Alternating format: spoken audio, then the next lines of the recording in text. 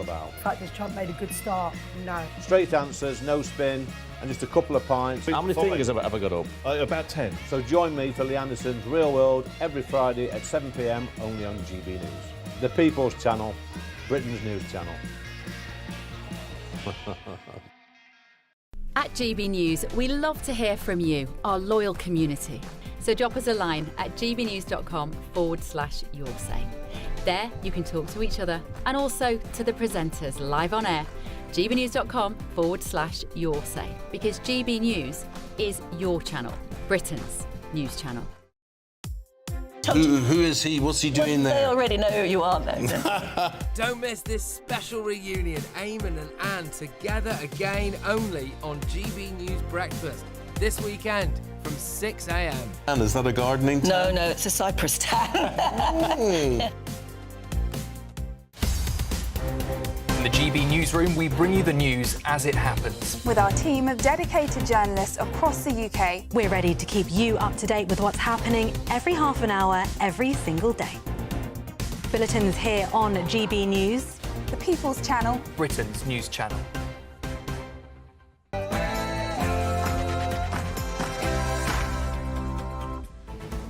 Good afternoon, Britain. It's 12 o'clock on Thursday, the 10th of July. I'm Tom Harwood. And I'm Emily Carver. From 1 in, 1 out to 17 in, 1 out. Yes, is Britain braced for a humiliating climb down in migrant returns negotiations with France? Just 50 small boat migrants could be returned to France each week. That's 5.9%. Just 5.9% of the numbers coming across. Has the French state visit been for nothing? France and the United Kingdom have a shared responsibility to address irregular migration with humanity, solidarity and firmness.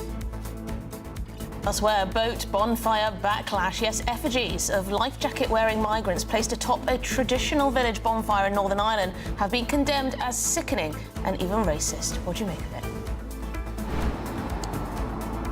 Well, as the 12th of July celebrations get underway, over 300 bonfires will be lit over the next 48 hours, and one of them is causing a political firestorm. We'll have more throughout the programme. I don't believe, even having been at the centre of government for 14 years as a Conservative MP, that either of the old parties have a plan to build Britain. Well, Sir Jake Berry there, the former Conservative Party chairman, has defected to the Reform Party after being a Tory for 25 years. We'll hear from him shortly. And can you be better off on benefits? Yes, sickness handouts will soon outpay minimum wage jobs by a whopping £2,500 a year. Should out-of-work benefits pay more than actually going to work?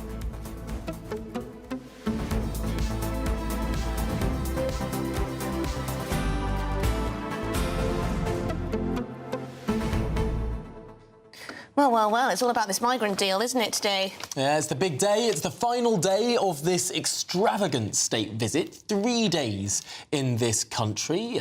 Banquets and tours, inspecting guards and troops, a speech to both Houses of Parliament, meetings in Downing Street both yesterday and today. And what are we going to have to show for it? I hope we have something. I mean, it's a lot of money that's spent. And the whole thing would be a humiliation, in my opinion, if we don't get something. I wonder what you make of what Alistair Heath, the Telegraph columnist, has written. This was his description. This state visit has proved to be a pathetic jamboree, a tragic spectacle where the feeblest of hosts, Starmer, has encouraged the most pompous of guests, Macron, to cosplay great power politics, to lecture us on Brexit, on the case for anti-Americanism, on our failings over immigration, and even on recognising a state of Palestine. That sums it up, doesn't it? I mean, we've it is a bit of a jamboree. It's a total jamboree. But I mean, here's the thing about these sort of big state occasions. They're worthwhile if you can get something out of it. Clearly, the invitation to Donald Trump paved the way for us getting the most preferential tariff deal of any country in the world with the United States. That was due to the King's offer of a state visit. But what has this state visit from France actually got? We've been talking on this programme for quite some time about a so-called one-in, one-out deal for small boat migrants. I believe that a one-in, one-out deal could go a huge way to actually solving this problem. If you get on a boat and you're determined to come back and you can't actually make it to the United Kingdom, you take them back. But if it's a 17-in, 1-out deal, if only 50 people are taken back each week, as opposed to, 100% of people who come across, if you're still 94% likely to make it across, then it's no deterrent at all. It's an absolute joke, isn't it? And, the French could do their bit in trying to deport the people who are in Calais, couldn't they? gbnews.com/your say. Do get in touch. Yes, we will hear the detail at some point about this deal, so do stick with us. But in the meantime, get in touch. And it is the headlines with Tatiana.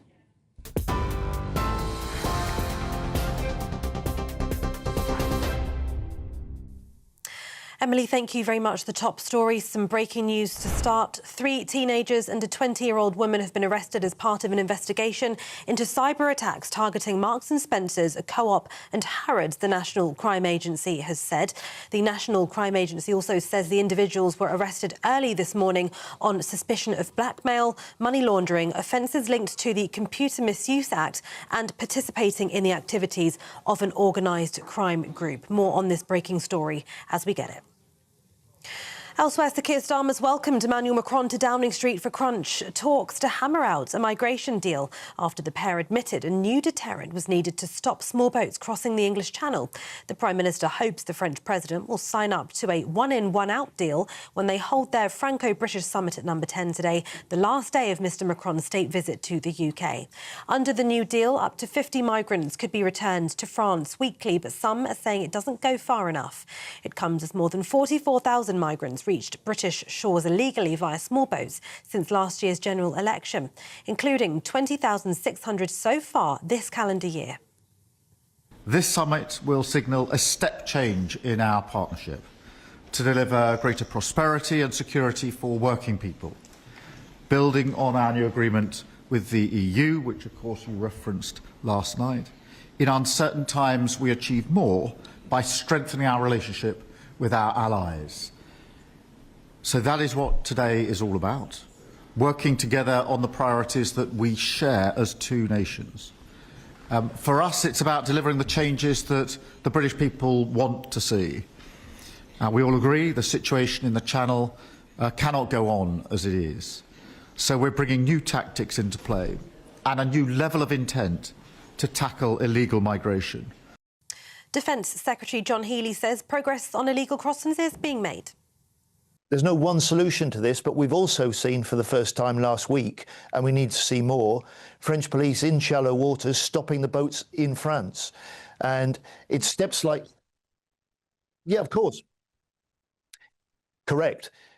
But it represents the recognition and agreement for the first time from the French that they are changing the rules for what their police can do to allow that sort of action. And we're discussing now the implementation of that, alongside trying to get the new borders bill through Parliament to give our agencies the sort of counter-terrorism powers they need to try and deal with the smuggling gangs. The threat of physical attacks by Iran on people living in the UK has increased significantly since 2022, according to a new report by Parliament's intelligence watchdog. Iran poses a wide-ranging, persistent and unpredictable threat to the UK, according to the Intelligence and Security Committee. It also said Iran's intelligence services were willing and able, often through third-party agents, to attempt assassination within the UK and kidnap from the UK.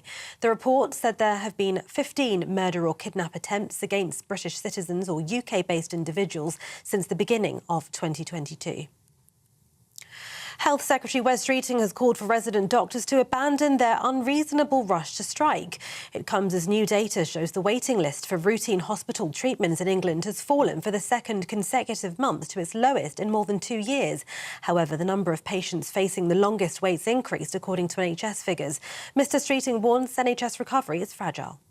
It's vital that the BMA does the right thing and pulls back from the strike action that they're threatening. It would lead to untold disruption to patients.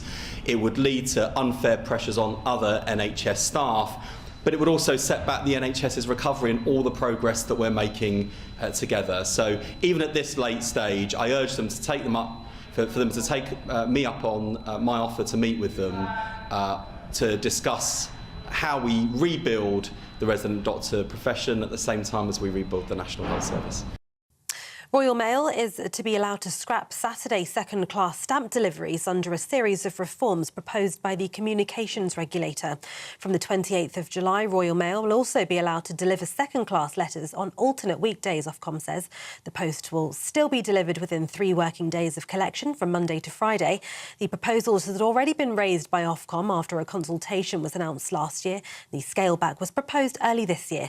Royal Mail had repeatedly failed to meet the so-called universal service obligation to deliver post within set periods of time. The company has welcomed the new move. And Novak Djokovic came back from a set down to beat Flavio Cobolli in 4, while Jannik Sinner allayed concerns over an elbow injury by cruising past Ben Shelton, setting up a mouth-watering men's semi-final at Wimbledon. Their meeting tomorrow is a rematch of the 2023 Final Four meeting between the two. Sinner's best prior run at Wimbledon, in which Djokovic triumphed in straight sets. 2 years on, however, Sinner represents a much sterner prospect. The 23-year-old, now ranked world #1, having won 3 Grand Slam titles over the past 18 months. 38-year-old Djokovic, a 7-time Wimbledon winner, is looking to win a record 25th Grand Slam title. That would break his current tie with Margaret Court. And those are the latest GB News headlines for now. More from me in half an hour. For the very latest GB News direct to your smartphone, sign up to News Alerts by scanning the QR code or go to gbnews.com/alerts.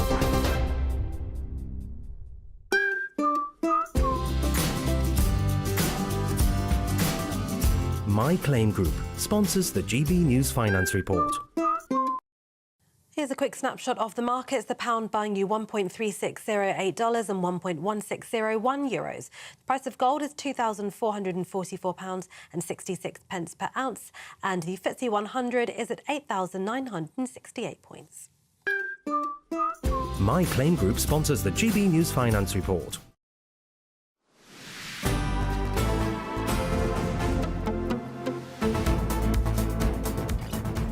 Good afternoon, Britain. It's 10 minutes past midday. Now, our top story today. The Prime Minister is set to strike what he calls a one-in, one-out migrant deal with France as President Macron and his state visit comes to a close. Yeah, so apparently under the new deal, Britain could accept migrants with links to this country in exchange for sending up to 50 migrants back across the Channel each week. Now, Tom, how many migrants are coming over each week at the moment? At least 800. So, yes, anyway. It comes as Macron took aim at Brexit and said the UK was stronger within the EU. The European Union was stronger with you, and you were stronger with the European Union. We want to write our future. What we have to do is just to take the risk, to dare, and not to be the follower of a story being written by another continent. And the only way to choose our future is to do it together. Emmanuel Macron there, standing in white tie in front of a golden throne, which I'm sure the Jupiterian president absolutely adores. Well, let's speak to our political editor, Christopher Hope, now, who can join us on the details of this. Because, Christopher, if there is a one-in, one-out deal, I think a lot of people were expecting it would mean one in, one out. But if it's capped at 50, there's been some calculation that that's around 17 in, one out. Hi, Tom. Hi, Emily. Yeah, welcome to Central London, Westminster. Well, of course, to be fair to the government, what they've got here is an idea, a kind of a trial, if you like, in the same way the Tory government sent 2 people to Rwanda to prove to courts it was a safe country. Similarly, the government's trying to do just 50 in, 50 out and see if that works. You say, of course, you're right to say that 50 leave here and 17 times that arrive every week. Of course, that's right, and critics would say that. But they are trying to prove that it works to the rest of the European Union. The problem that France has got, which wants to do this deal with the UK, is that other southern Mediterranean countries, where these individuals first come into contact with the European Union, are worried that when they're sent back to France, they'll be passed on to them. So it's creating an issue for other European Union countries, and that's why I think some of them are kicking off about it, and that's why we only have a kind of an idea, a kind of mooted idea, 50 in, 50 out, to see if that works, in the same way that they had to do the similar thing with Rwanda. The frustration, I think, for so many people just watching that boat come across the channel on GB News Breakfast this morning, filmed by GB News, of course, with Nigel Farage captaining that little boat, is extraordinary. And the frustration being felt by viewers and listeners is rearing its head. There'll be a press conference later on today between Keir Starmer and, of course, Emmanuel Macron. But I should say where I am. I'm currently in central London waiting for Kemi Badenoch to speak. She, of course, is going to propose reforms to the welfare budget. She will say that Britain is becoming a welfare state with an economy attached. She sees real ground here with the reform wanting to lift the two-child benefit cap, Labour unwilling to reform the benefit system. There's an opportunity here, it seems, for the Tories to make some political ground. She'll be asked, though, about defections. David Jones on Monday, of course, the former Wealth Secretary, and last night we saw Sir Jake Berry, the former party chairman. And earlier, he spoke to GB News. Call it opportunistic or not. I mean, look, by the way, it's not a very easy thing to do, to leave a political party that you've been supporting. 15 years. Well, I've been supporting it for over 30 years, Chris. And, you know, it was a huge decision. It's not one I've taken lightly. But we've got a choice here in this country. We can either be like the 16,500 people who give up on Britain and apparently have left in the last 12 months. We can either wring our hands and say, you know, decline is our destiny, or we can stand and fight to make things better, fight for a better Britain. And that, by joining Reform, by supporting Nigel Farage to be our next Prime Minister, that's the choice I've made. So you have Sir Jake Berry there saying he wants to stand and fight, and he's joined Reform UK. He thinks Nigel Farage is the future, not Kemi Badenoch.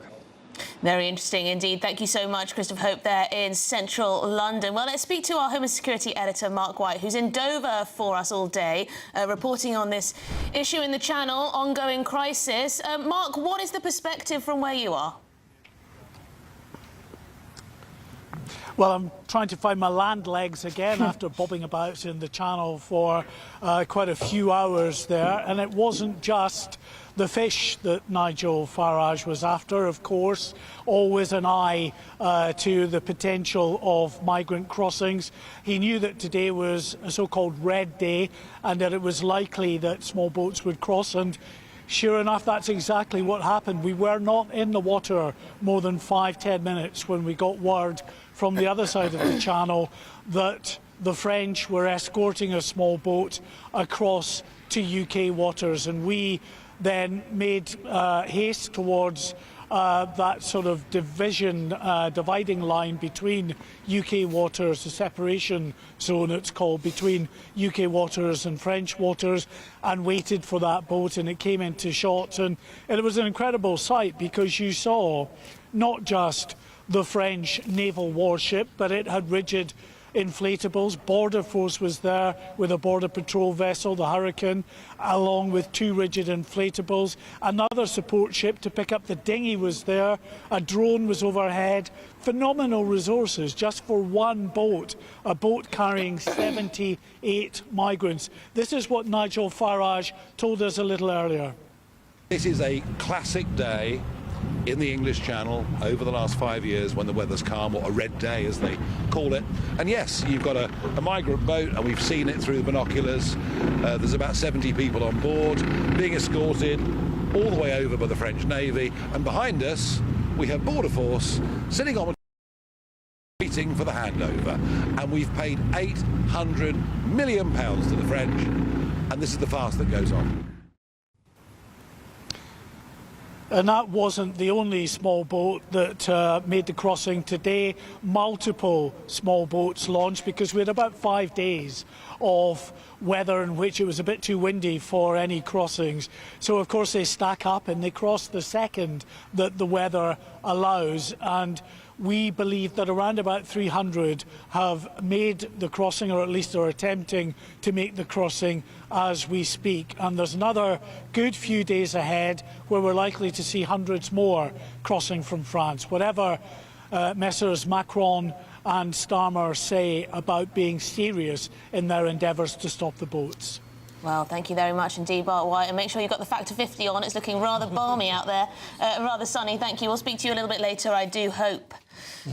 Now, this is, of course, a big day in politics. It's not only what's happening with the French president and the government, but in the opposition side of things, things are hotting up. Yes, the former Conservative Party chairman, Sir Jake Berry, has defected to the Reform Party. I don't believe, even having been at the centre of government for 14 years as a Conservative MP, that either of the old parties have a plan to build Britain back into the country that we can be proud of again. Nigel Farage has. He's straight-talking. He's head of a party that listens to people, listens to their concerns. He's the right man for the job, and I'm going to spend however long it is between now and the next election and beyond campaigning to ensure that he is made our Prime Minister and that Reform form the next government here in the UK. But with all of these defections from the Conservatives to the Reform Party, is there a risk that Reform starts looking like a Tory Party 2.0? Should we put that to Benedict Spence, political commentator? Benedict, is there a risk that the Reform Party becomes just a different Conservative Party?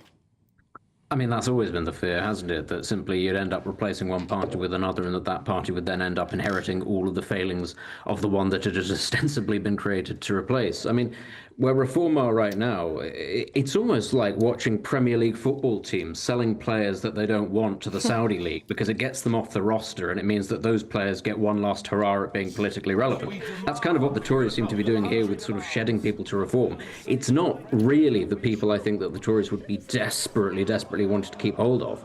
Yeah, I've met Jake Berry a number of times. He's a nice guy, he's a smart guy, but let's be clear here, it's not like the Tories have just lost Jacob Rees-Mogg to Reform.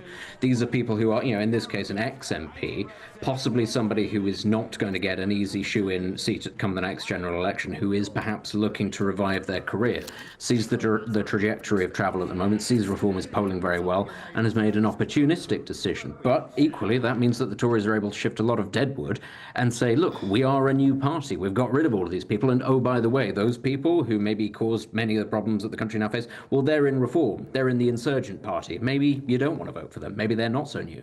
See, that's an interesting intellectual argument to make, but it might not have the kind of cut-through that is necessary to win an election. I mean, what might be the deeper truth here is that for people who want to have an opportunistic punt at which party is best for them, they're following the herd, they're following the crowd.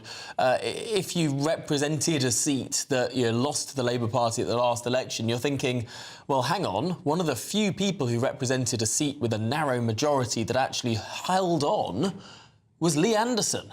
And that's because he defected to the Reform Party. I mean, I'm sure there'll be lots of people who are neighbouring constituencies to Ashfield, where Lee Anderson remains the MP, thinking, gosh, if I'd have defected, 18 months ago, I might still have my seat. I think that that's actually true. I think if a lot more Tory MPs had perhaps thought, Reform is the direction of travel at the last general election, there might be many more of them still in Parliament. But, I mean, we are still 4 years away, more or less, from the next general election.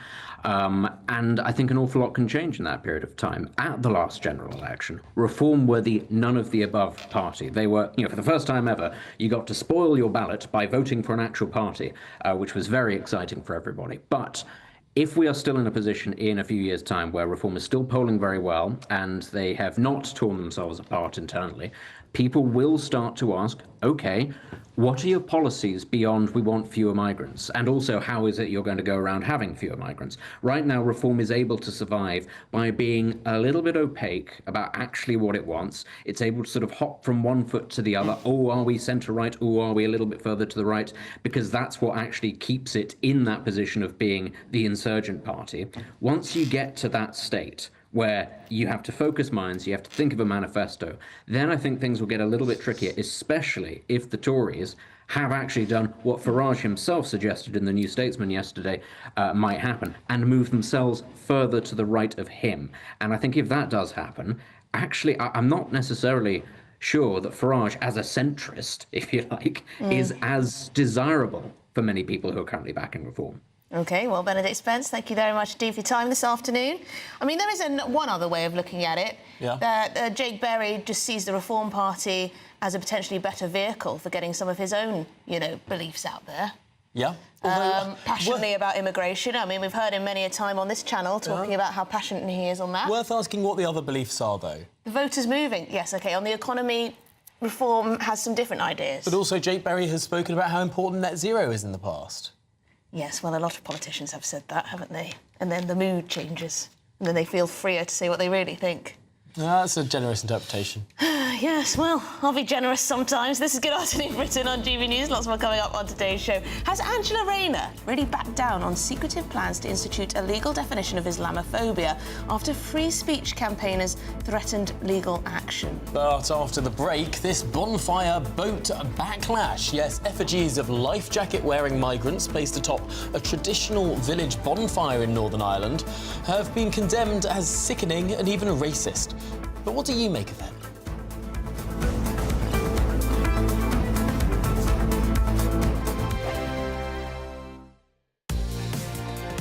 Mornings don't have to be tiresome, especially if you have the right company. Wake up to news as it happens, opinion and debate, and of course, a little bit of entertainment too. Because when the kettle's on, we're on. That's Breakfast on GB News, a show worth waking up for.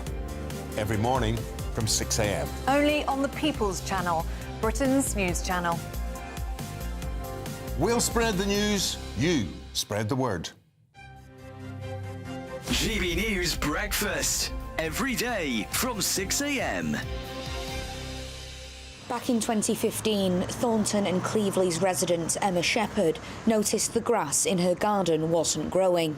Within months, she had to put down Alfie, one of her beloved dogs who had developed throat cancer. Just weeks later, she developed a lesion on her back, which would later be diagnosed as skin cancer.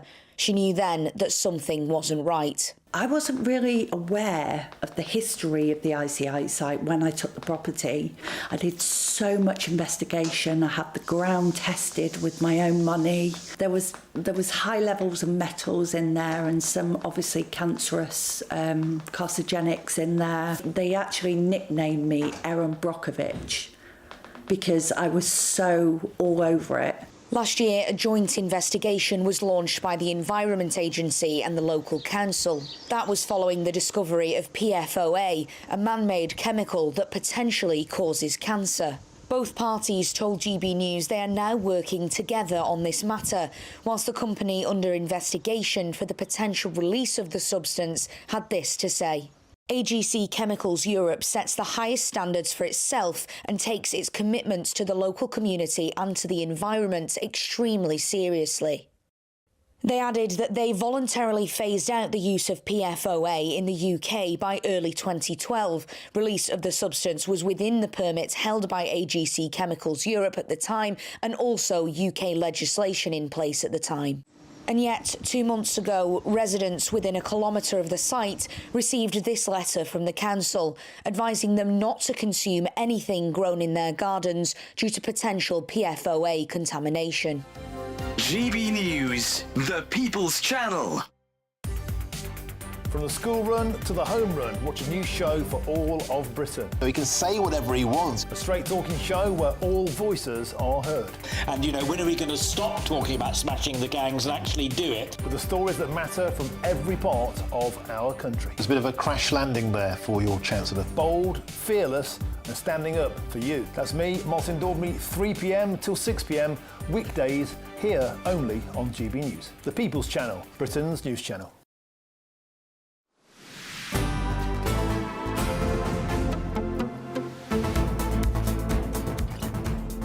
Good afternoon, Britain. It's 27 minutes past midday.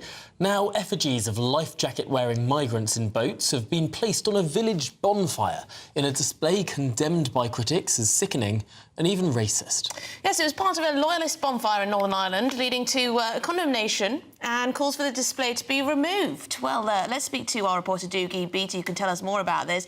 So, Doogie, this has very much escalated, hasn't it? Well, it has, but the bonfire builders in and around Northern Ireland, there'll be 300 of these bonfires being lit over the next 48 hours to mark the start of the 12th of July celebrations. It is a family event. It goes on every single year. And I mean, I'm in front of one of them at Belfast at the moment. There'll be a party atmosphere here right out through the 12th night. And really, Moygashel in particular have been quite clever in how they use publicity to get shocking publicity, shall we say, to get forward a point that is annoying them throughout the year, that they feel that the media is not engaging with them. And Moygashel is very close to Portadown, where a couple of weeks ago I was reporting on riots there over immigration. And of course we have the legacy bill, which is on veterans in Northern Ireland, also coming up on Monday in the House of Commons. And many of those veterans come from those areas. There's also veterans that come from those areas that cannot be housed. So while the main media focus is on that boat, if you look just below it, it says veterans before refugees. So they have brought their point to a national stage by shock and awe, quite basically putting something that is extremely racist on top of a bonfire. It has achieved what they want to achieve, and it is wrong, it is racist, there's no doubt on that. But they have achieved what they wanted to. And, you know, they're saying to me, I spoke with them by phone last night, and they said to me, well, why would the BBC be pearl clutching and ITV, etc., be pearl clutching when, you know, there's acts on the stage in Glastonbury, Sinn Féin back kneecap that calls for the death of Tory politicians. And when they say that to you, as a journalist, where do you go with this? And it's really brings to the fore not only the stuff about the veterans, but it really brings how we report across all sections of the media right across Britain. And this particular section feels that they're not being listened to. They want to highlight the problems that surround migration. Now, also in Moygashel, there's a lot of factory workers there. There are huge factories there, and any of those factories that have families of immigrants in them, there's never a problem with them. What they're really looking at here is single men being brought into those areas, undocumented men, and placed into social housing before veterans and local people. And whether it's right or wrong, they have actually achieved what they wanted to achieve.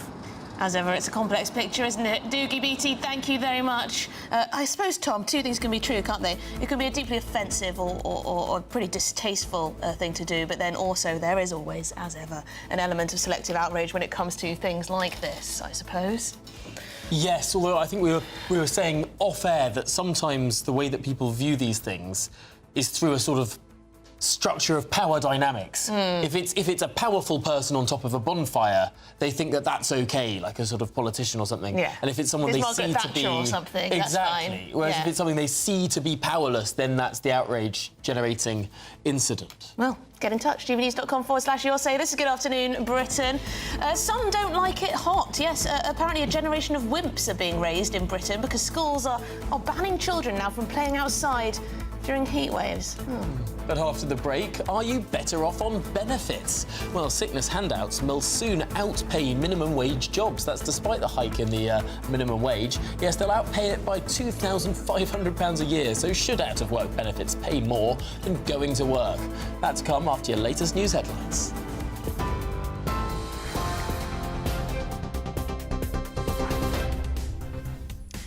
Tom, Emily, thank you very much. The headlines at 12:30. Sir Keir Starmer's hosting Emmanuel Macron at Downing Street. The two are having crunch talks to hammer out a migration deal after admitting a new deterrent was needed to stop small boats crossing the Channel. This summit will signal a step change in our partnership to deliver greater prosperity and security for working people. Royal Mail is set to be allowed to scrap Saturday second-class stamp deliveries under a series of reforms proposed by the communications regulator. The threat of physical attacks by Iran on people living in the UK has increased significantly since 2022, according to a new report by Parliament's intelligence watchdog. 3 teenagers and a 20-year-old woman have been arrested as part of an investigation into cyber attacks targeting Marks & Spencer Co-op in Harrods. And Novak Djokovic came back from a set down to beat Flavio Cobolli in 4, while Jannik Sinner cruised past Ben Shelton, setting up a mouth-watering men's semi-final at Wimbledon. And those are the latest GB News headlines for now. More news at the top of the hour. For the very latest GB News direct to your smartphone, sign up to News Alerts by scanning the QR code or go to gbnews.com/alerts.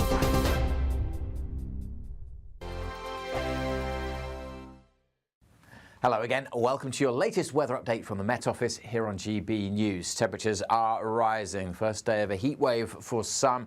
Lots of sunshine around today. The main exception will be the northwest of Scotland. This weather front just grazing in here, bringing some thicker cloud over the Highlands, the Western Isles and the Northern Isles, and a little bit of patchy rain. But for most of us, this area of high pressure has been moving in.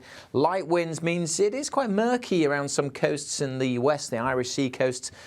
Keeping a little bit of sea fog in places here. And there's that thicker cloud across the Western Isles, bringing some spots of rain, maybe over the Highlands too. And we'll see a little bit more pushing into the Northern Isles later. But for most places, dry, sunnier than yesterday for many as well, and hotter. Temperatures over 30 degrees across the southeast up to the Midlands as well. And generally temperatures rising too for Scotland and Northern Ireland. A warmer day than yesterday through the central belt and across the east coast. Still a little cool and cloudy across the Northern Isles. A bit more rain heading to Shetland this evening, and a few spots of rain still over the Highlands and the Western Isles. But plenty of evening sunshine for Northern Ireland, Northern England, and further south as well. Blue skies pretty much all the way. Just always the threat of this mist and sea fog around these western coasts, and that's likely to thicken up through the Irish Sea again overnight. So the Isle of Man, the east coast of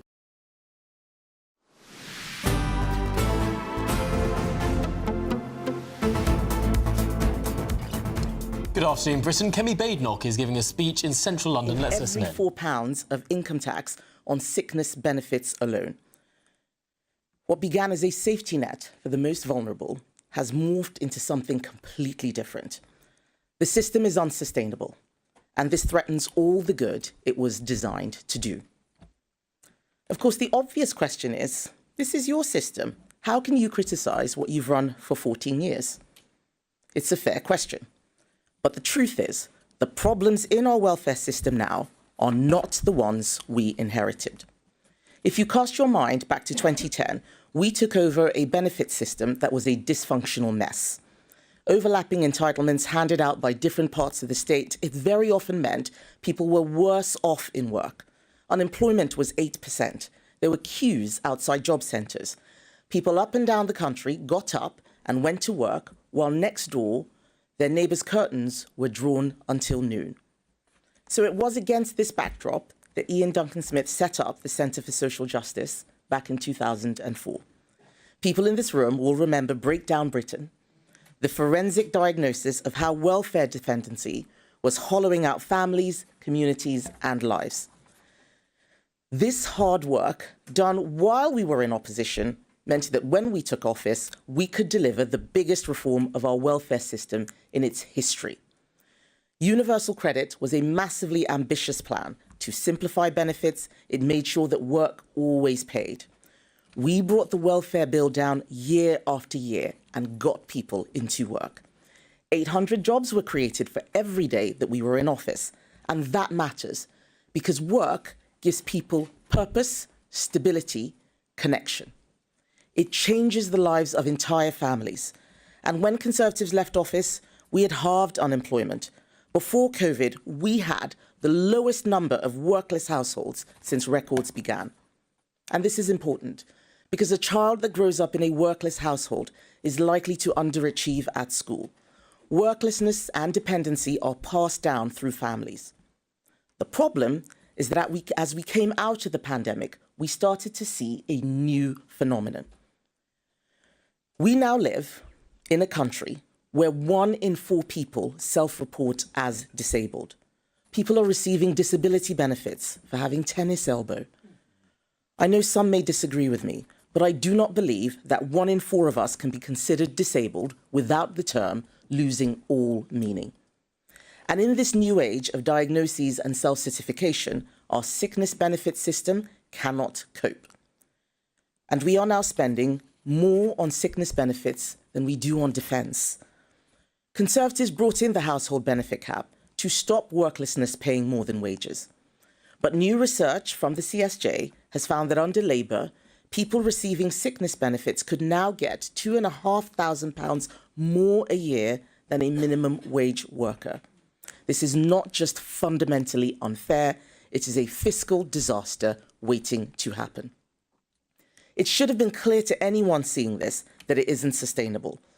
But the reason Labour have failed so badly on this over the last month is that they didn't see these problems in opposition. They thought that if Labour ran the country, all of Britain's problems would go away because they think of themselves as nice people. But sanctimony is not a substitute for policy. So when they came into office, they didn't have their version of Breakdown Britain. They had no plan and were completely unprepared for government. They didn't have a universal credit 2.0. They didn't tell their backbenchers that they needed to cut welfare.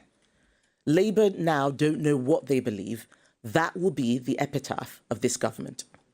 It was only when Rachel Reeves came shaking her bucket outside the DWP, asking for some quick savings to plug the holes in her figures, that in a rush, they tried to tinker with a system that needs wholesale reform. And even if their original bill had passed unamended, it wouldn't have fundamentally fixed anything, because it was a sticking plaster solution. Now, they can't fix it in this parliament, so for the next 4 years, we are stuck. We are stuck with 3,000 people a day signing on to out-of-work benefits. We're stuck with people getting taxpayer-funded cars for having constipation. The bill will go up to £100 billion on their watch, and that's just sickness benefits. Their economic mismanagement means that every day they are in office, jobs are being lost, and job losses mean more people going on to welfare and fewer people coming off. No doubt, emboldened by their success in forcing Starmer to U-turn last week, Labour's backbench MPs will now be eyeing up even more concessions. We know that there are more tax rises coming in the autumn.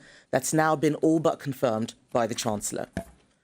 But what Labour haven't told you is that this doom loop that they have set up will mean taxes will have to keep going up. Wealth creators are fleeing the country. People have stopped hiring because of Labour's jobs tax. Fewer and fewer people will have to support more and more. That is the tax spiral. None of the other parties seem to acknowledge this. Last week, we saw left-wing Labour MPs, Lib Dems, SNP, Independents, Greens, and revealingly, Reform MPs all vote for higher welfare spending and an even more generous benefit system. Reform like to pose as a right-wing party, but they don't seem to understand that asking the taxpayer to fork out £100 billion a year on health and disability benefits isn't just completely unaffordable and unjustifiable, it's immoral. And the Prime Minister has already signalled that he's open to removing the two-child benefit cap. In fact, right at this moment, there are probably Labour MPs behind closed doors drawing up plans to force his hand. And they will find allies in Reform. Nigel Farage is committed to remove the cap, and he is warning that he is not finished yet on benefits giveaways. Make no mistake, he is Jeremy Corbyn with a pint and a cigarette. On welfare, he shows his true colours, promising these unaffordable giveaways with no plan to fix the system. I want to be clear why the Conservative government brought in the two-child benefit cap. We brought it in because we believe that people on benefits should have to make the same decisions on having children as everyone else.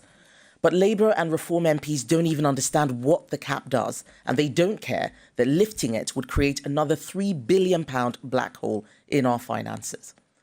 It's not that we don't want people to have big families. We do. But the way to achieve that is to make sure people can afford to have families because they are in good jobs, not by increasing the tax burden on working people. So next week, we're going to put this to a vote in the House of Commons. And you'll see that the Conservatives are now the only party committed to serious welfare reform. We are the only party that is prepared to tell the truth and take the tough decisions to get spending under control. That's the way to bring about real change. Getting the welfare bill down is not an impossible task, but it requires conviction and the courage to make difficult choices. We have to start from our principles. First, who needs and deserves our support? There will always be some people who need help from the state, people who have a really challenging disability, people who have worked and paid into the system for years, but who lose their jobs suddenly through no fault of their own. But we can't afford to be spending £1 billion a month on benefits for foreign nationals. It is not unreasonable to expect someone to have paid in and become a British citizen before they unlock access to sickness benefits. That was a plan we put forward yesterday, a plan that Labour voted down. We also clearly cannot afford to support 1 in 4 people who now classify themselves as disabled. We are going to have to draw a line in the sand about which conditions the state gives out support for. Food intolerances are a medical fact, but they're not something we should be handing out new cars for. This is not a joke, this actually happens. And anxiety and mild depression are real conditions, but that doesn't mean that those suffering should be signed off work courtesy of the taxpayer. The Centre for Social Justice have done some brilliant modelling, showing that if you restricted benefits to those with more severe mental health conditions, you could save up to £9 billion. Think how much good even a fraction of that could do when reinvested into mental health treatment and research, instead of funding people to sit at home. Second, how do you accurately identify those people who you've decided qualify for support? Clearly, our current system of assessment isn't working. Approval rates have soared, and we now have online sickfluencers. I never heard this phrase before, sickfluencers. They are selling people scripts to maximise their scores on assessment. We need to build in proper medical evidence to the system and go back to face-to-face assessments which never recovered after COVID. The Motability scheme is a perfect example of what's going wrong with the current system. It was initially set up to help disabled people get around. Now 90% of its cars now have no adaptations whatsoever. That's not what it was designed for. People are qualifying with conditions like drug misuse, ADHD, obesity. The assessment system surely can't have been designed with that intention, and we cannot allow it to continue for a moment longer. And third, we need to think about what support actually helps people, because at its best, a welfare system acts like a trampoline. It cushions your fall and it propels you back onto your feet. It should not act like a giant net that engulfs you and makes it almost impossible to climb out. Up and down the country, people with really challenging health conditions do extraordinary things. They go to work, they raise families, they set up businesses. So we need to ask, why are some people able to do that, but not others? What skills and support do they need? Giving someone, for example, 8 weeks of retraining and physiotherapy and getting them back into work is a better solution for everyone than allowing them to languish on benefits. And doing that before they fall out of the workforce is even better. We live in a totally different world from the one that we did 30 years ago.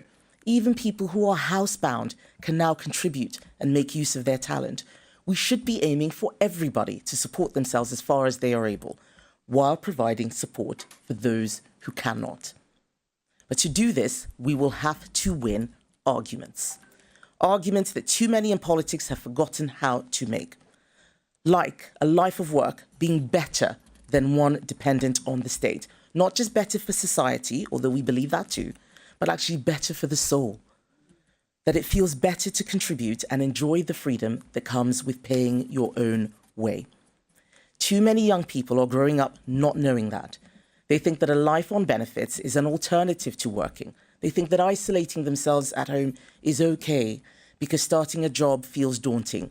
We have to show them a better way. We need to win the argument that an ever more generous welfare budget isn't kind, it's cruel. It locks people out of opportunity. It puts support for those who genuinely need it at risk. Every other party thinks the public want more welfare, but I think people have more common sense than that. I think that they can see the damage it's doing to our country. Britain needs politicians who will tell the truth about the challenges facing the country. That's the only way to get the real change we need. We need to win the argument that personal responsibility matters, that if you can support yourself, you should, that if you want a better phone or a new car or a bigger house, you need to earn that. You should not expect someone else working hard to pay for yours as well as theirs. And we need to bring back the idea of saving for a rainy day. That's almost lost now. If you think that the state is going to bail you out every time, why would you make sacrifices? Why would you put money away, especially if Rachel Reeves is coming for your savings, your pensions, or your family home? And finally, we need to win the argument that the state shouldn't be the first place you go for support, because the state can never do better than what families and communities should do. It is no wonder that our welfare bill is rising in an age when family structures are fraying and the number of people volunteering has fallen off a cliff. We should be backing the makers, rewarding the people getting up every morning, working hard to build our country. This is about getting the welfare bill down, but it's also about what we believe the good life looks like. Freedom, security, optimism. Only the Conservatives will stand up for these values and unlock the talent, dignity, and purpose of millions left behind.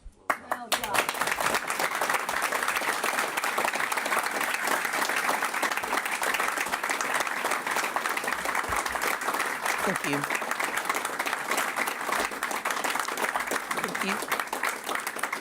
Thank you. I'd like to move on to the media Q&A. And first up is Carl Janen from ITV. Thank you very much. You've just criticised the smaller opposition parties for the way that they voted last week. Didn't you vote the same way? I was talking about the reasoned amendment. We voted against the bill, but the reasoned amendment was actually for more benefits. They did the same thing yesterday, actually. We had amendments to tighten up the welfare system, and they were voting against that. They want more benefits. We are the only party. We are the only party that is serious about Britain living within its means and getting that welfare budget down. Rob Powell from Sky. You've argued today that the country is at risk of becoming a welfare state with an economy attached. The biggest part of the welfare budget is obviously the state pension. The OBR said this week that in the long run that's unsustainable. So in the spirit of living within our means and being a politician that tells the truth, do you agree, and should it be reviewed? We need to look at where the money is going. The immediate problem we can fix right now is around working age benefits. Those pensions are not working age benefits. If we get more people into work, that will help solve the general problem of growth. There are too many people who are out of work. We are bringing in more people from abroad, which is straining the system. That's where we need to start. And that's why we're focused on looking at what we can do to bring down health and disability benefits, which currently are more than what we spend on defence. The triple lock is Conservative policy. We brought in that policy. Right now, we think that the area to focus on is health and disability benefits. There are too many people out of work. We have 28 million people working to support another 28 million who are out of work or in the public sector. Those numbers have to change. Getting people into work is what Conservatives are about. It is what we did before. We reduced the number of workless households to record lows, and that started climbing up again after COVID. Now we are seeing 3,000 people a day claiming out of work sickness benefits. That's just under Labour. That's 1,000 more than it was a year ago. This is crazy. That's the first place to start fixing things. Evan Murray, BBC. You've lost your second former cabinet minister in a week. What does that tell us about the direction of the Conservative Party under your leadership? What it tells is what I'm saying in this speech. What it tells people is what I'm saying in this speech, that the Conservative Party is the only party that wants to live within its means. And if there are people who want more welfare and higher taxes and more spend, they are very welcome to go to those parties that are offering that. But we are the Conservative Party, and if there are people who are not Conservatives, people who have probably been holding us back for a long time, then they should go to other parties that fit in with their values. We are a party of living within our means.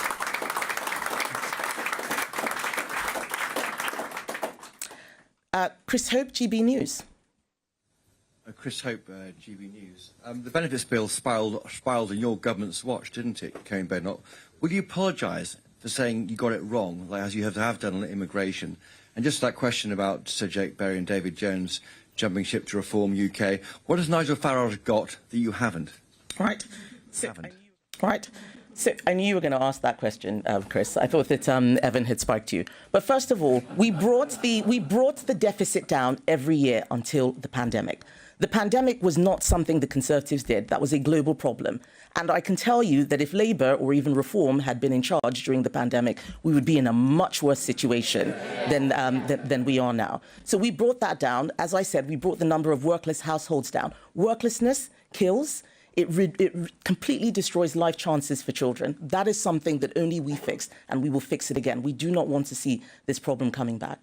And on the point about David Jones, who actually, I remember you reporting that he joined in January.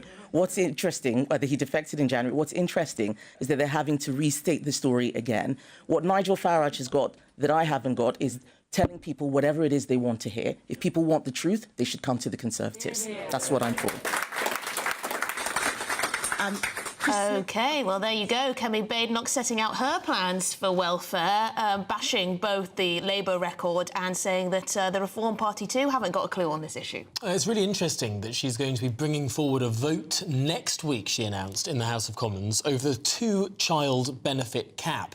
She said that people in work have to make decisions over how many children they have. They need to scrimp and save and make those financial choices, and that it would be wrong if people on benefits didn't have to make those same choices. Although Nigel Farage did say that it would only be for working people to have the in-work benefits who are working, but hey-ho, that's very interesting indeed. So yes, if people want the truth, come to Kemi Badenoch's Conservative Party, is what she's saying as a rebuff to Christopher Hope's question there. Interesting that she raised the Motability scheme as well, which originally was for physically disabled people. Now 90% of the cars handed out on this scheme, no adaptations for disability whatsoever, and they account for 1 in 5 new car sales across the country. I mean, it's astonishing how this scheme has grown. It's an astonishing statistic, that is. Right, we're going to take a very quick break and be back in just a tick, so stick with us.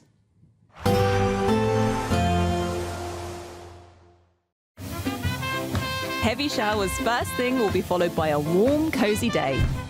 Boxed boilers, sponsors of weather on GB News. Hello again. Welcome to your latest weather update from the Met Office here on GB News. Temperatures are rising. First day of a heat wave for some. Lots of sunshine around today. The main exception will be the northwest of Scotland. This weather front just grazing in here, bringing some thicker cloud over the Highlands, the Western Isles and the Northern Isles, and a little bit of patchy rain. But for most of us, this area of high pressure has been moving in. Light winds means it is quite murky around some coasts in the west, the Irish Sea coast. Keeping a little bit of sea fog in places here. And there's that thicker cloud across the Western Isles, bringing some spots of rain, maybe over the Highlands too. And we'll see a little bit more pushing into the Northern Isles later. But for most places, dry, sunnier than yesterday for many as well, and hotter. Temperatures over 30 degrees across the southeast up to the Midlands as well. And generally temperatures rising too for Scotland and Northern Ireland. A warmer day than yesterday through the central belt and across the east coast. Still a little cool and cloudy across the Northern Isles. A bit more rain heading to Shetland this evening, and a few spots of rain still over the Highlands and the Western Isles. But plenty of evening sunshine for Northern Ireland, Northern England, and further south as well. Blue skies pretty much all the way. Just always the threat of this mist and sea fog around these western coasts, and that's likely to thicken up through the Irish Sea again overnight. So the Isle of Man, the east coast of Northern Ireland, likely to see that mist and low cloud returning. The drizzly rain should tend to peter out from the Western Isles and eventually clear away from the Northern Isles too. So for many, it's a dry night, clear night, pretty warm one in the south. Temperatures in urban areas may stay in the high teens. On to Friday. Dry and sunny, pretty much sums it up. Probably a sunnier day for the far northwest of Scotland, but it will start pretty grey across the east coast of Northern Ireland, southwestern coast of Scotland, and always the threat of this mist and low cloud returning at times around the west coast of Wales. But for many, hot and sunny, with temperatures more widely over 30 Celsius over the Midlands, and warmer again for Scotland and Northern Ireland too. Goodbye. There will be a light breeze in the morning, leading to a warm front. Boxed heat pumps, sponsors of weather on GB News.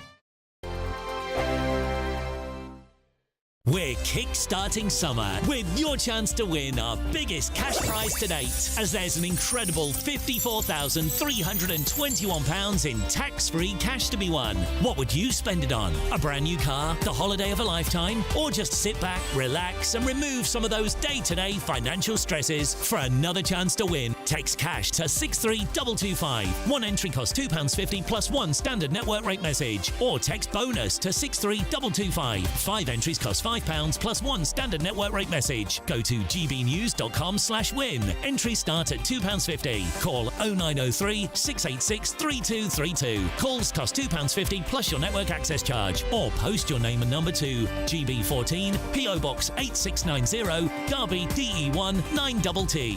UK only. Entrance must be 18 or over. Lines close at 4 p.m. on the 1st of August. Please check the closing time if listening or watching on demand. Good luck. GB News Breakfast. Every day from 6 a.m. What stresses you out the most? Oh, stupid people. Yeah, stupid people. Actually, I'm convinced the world is full of stupid people. Right, OK. All right, so stupid people. Why are you looking at me? Why are you looking at me? I actually wouldn't look at you, mate. You're a smart person. But no, honestly, if you were in my life, particularly when you rely on people to do things for you and they just can't see the obvious thing to do. Oh, no. But you have to be very grateful that they are doing things for you. Yeah, that's... Ellie, for me, it depends on the mood I'm in. Because if little things happen and I'm not in the right mood, then everything drives me crazy. Now, that is a very good point. So, micro-stresses. Is that what it is? But according to the Daily Mail this morning, 89% of Britons are finding the small stresses is exhausting them the most. Yeah. Things like being stuck in traffic. Yes. Hate that. The bin bag I actually breaking. don't mind being stuck in traffic. No, I do. I find it... That's OK. Great on my soul. Unless it's late, I'm late for something. Although I was stuck for about 3 hours trying to get home yesterday. Oh, no. Yeah, but you see, I don't think those are micro stresses. I think they're major stresses. Full-on stresses. That's what the study says, So listen, don't pass them off as, it's only just stuck in traffic. That's a major thing. OK, Yeah. that's major stress. OK. Yeah. It says sometimes it triggers the same exhaustion as a single major life event. If you have lots of these in a day. So bin bag breaking is you taking it out, losing your keys. That's a major one. Yeah. That's major for me. People who walk slowly, that is so irritating. Forgetting to charge your phone overnight, forgetting to put the bins out, not being able to find an outfit. You know what I really hate? Really, really grinds my gears? What? Is when I either let someone out, and when I'm in the car, I let someone out and they don't say thanks, or I stop and let them cross over and they don't go... That's irritating. Then I go... Well, I tend to agree with you, Paul. GB News, the People's Channel.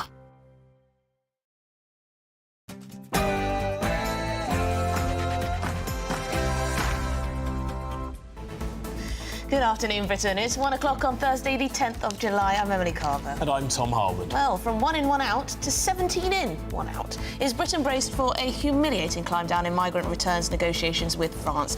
Yes, just 50 small boat migrants could be returned to France each week. That's just 5.9% of the numbers coming across. Has the French state visit been for nothing? Elsewhere, it's a boat bonfire backlash. Yes, effigies of life jacket-wearing migrants placed atop a traditional village bonfire in Northern Ireland have been condemned as sickening and even racist. What do you make of it? And better off on benefits. Yes, sickness handouts will soon outpay minimum wage jobs by a whopping £2,500 a year. Should out-of-work benefits ever pay more than going to work? One senior Conservative is claiming new documents appear to show controversial Attorney General Lord Hermer has handed himself an effective veto over government policy. But should the chief legal advisor become the chief legal blocker? And has Angela Rayner backed down on secretive plans to institute a legal definition of Islamophobia after free speech campaigners threatened legal action? Elsewhere, Ed Miliband's promise to cut energy bills by £300 has been branded a fantasy, with households facing an electricity bill increase of at least 50 quid this year, thanks to fresh delays to the government's clean power strategy. And some don't like it hot. Yes, a generation of wimps apparently could be raised in Britain, are being raised in Britain, as schools take to banning children from playing outside during heat waves.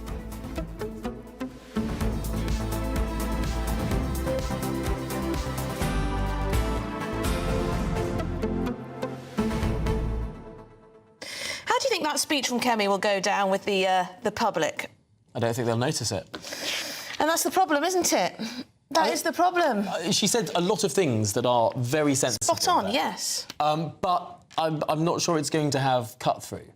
I think it's perhaps more signalling to her own backbenchers And of course, everything that she does is about building up this sort of more coherent picture of what Conservative policy actually is. I mean, there's been 12 months where they haven't had any policy whatsoever. But Conservatives that I talk to seem to say that they want to have policy in place by the time there's party conference, and that's at the start of October. So could this be part of building up that picture over the summer? But my goodness me, they've been slow at going about doing it. Yeah, she's absolutely right that the Labour Party have so far failed to cut the benefits bill. In fact, it continues to rise. She is right that Reform have adopted some quite populist policies, perhaps when it comes to welfare as well.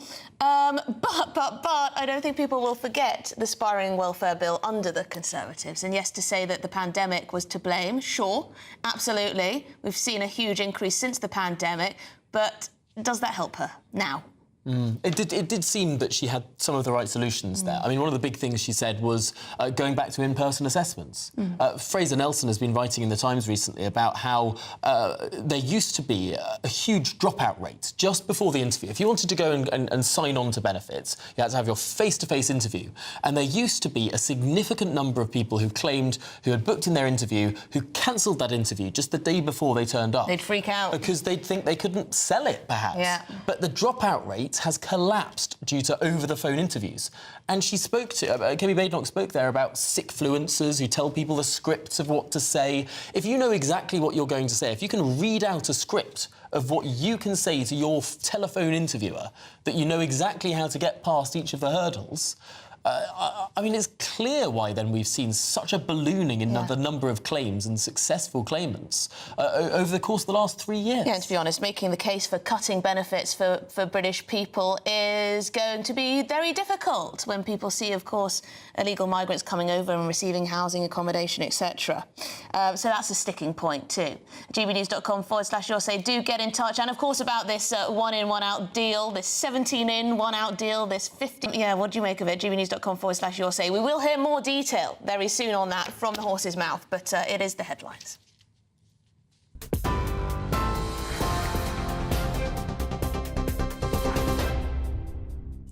Yes, good afternoon. The top stories. The level of cooperation with France has never been stronger, Downing Street has said, as Sir Keir Starmer seeks to hammer out a migration deal with Emmanuel Macron. It's after the pair admitted a new deterrent was needed to stop small boats crossing the English Channel. The Prime Minister hopes the French President will sign up to a one-in, one-out deal when they hold their Franco-British summit at Number 10 today, the last day of Macron's state visit to the UK. Under the new deal, up to 50 migrants could be returned to France weekly, but some are saying it doesn't go far enough. It comes as more than 44,000 migrants reached British shores illegally via small boats since last year's general election. This summit will signal a step change in our partnership to deliver greater prosperity and security for working people, building on our new agreement with the EU, which of course you referenced last night. In uncertain times, we achieve more by strengthening our relationship with our allies. So that is what today is all about, working together on the priorities that we share as two nations. For us, it's about delivering the changes that the British people want to see. We all agree the situation in the Channel cannot go on as it is. So we're bringing new tactics into play and a new level of intent to tackle illegal migration. Kemi Badenoch has called for health benefits to be restricted to people with the most serious conditions as she sets out her plans for welfare. In a speech this afternoon, the Tory leader warned of a ticking time bomb of welfare dependency as government forecasts suggest annual spending on health and disability benefits could reach £70 billion by 2030. Other projections suggest the figure could go as high as £100 billion. Ms Badenoch spoke a short while ago. If we don't solve this problem, our economy will collapse. 1 million young people are currently not in education, employment or training. And we are on course to spend 1 in every £4 of income tax on sickness benefits alone. What began as a safety net for the most vulnerable has morphed into something completely different. The system is unsustainable, and this threatens all the good it was designed to do. Health Secretary Wes Streeting has called for resident doctors to abandon their unreasonable rush to strike. It comes as new data shows the waiting list for routine hospital treatment in England has fallen for the second consecutive month to its lowest in more than 2 years. However, the number of patients facing the longest waits increased, according to NHS figures. Mr Streeting warns NHS recovery is fragile. It's vital that the BMA does the right thing and pulls back from the strike action that they're threatening. It would lead to untold disruption to patients. It would lead to unfair pressures on other NHS staff. But it would also set back the NHS's recovery and all the progress that we're making together. So even at this late stage, I urge them to take them up, for them to take me up on my offer to meet with them to discuss how we rebuild the resident doctor profession at the same time as we rebuild the National Health Service. The threat of physical attacks by Iran on people living in the UK has increased significantly since 2022, according to a new report by Parliament's intelligence watchdog. Iran poses a wide-ranging, persistent and unpredictable threat to the UK, according to the Intelligence and Security Committee. It also said Iran's intelligence services were willing and able, often through third-party agents, to attempt assassination within the UK and kidnap from the UK. The report said there have been 15 murder or kidnap attempts against British citizens or UK-based individuals since the beginning of 2022. And 3 teenagers and a 20-year-old woman have been arrested as part of an investigation into cyber attacks targeting Marks & Spencer, Co-op and Harrods. The National Crime Agency said the individuals were arrested early this morning on suspicion of blackmail, money laundering, offences linked to the Computer Misuse Act and participating in the activities of an organised crime group. The arrests included a 17-year-old British man from the West Midlands, 19-year-old Latvian man from the West Midlands, 19-year-old Brit from London and a 20-year-old British woman from Staffordshire. All 4 were arrested from their home addresses and remain in custody. And those are the latest GB News headlines. For now, more from me in half an hour.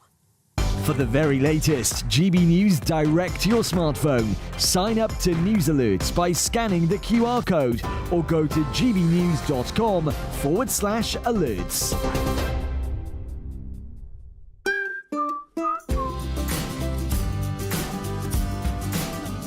My Claim Group sponsors the GB News Finance Report. Here's a quick snapshot of today's markets. The pound will buy you $1.3589 and €1.1593. The price of gold is £2,447.47 per ounce, and the FTSE 100 is at 8,970 points. My Claim Group sponsors the GB News Finance Report.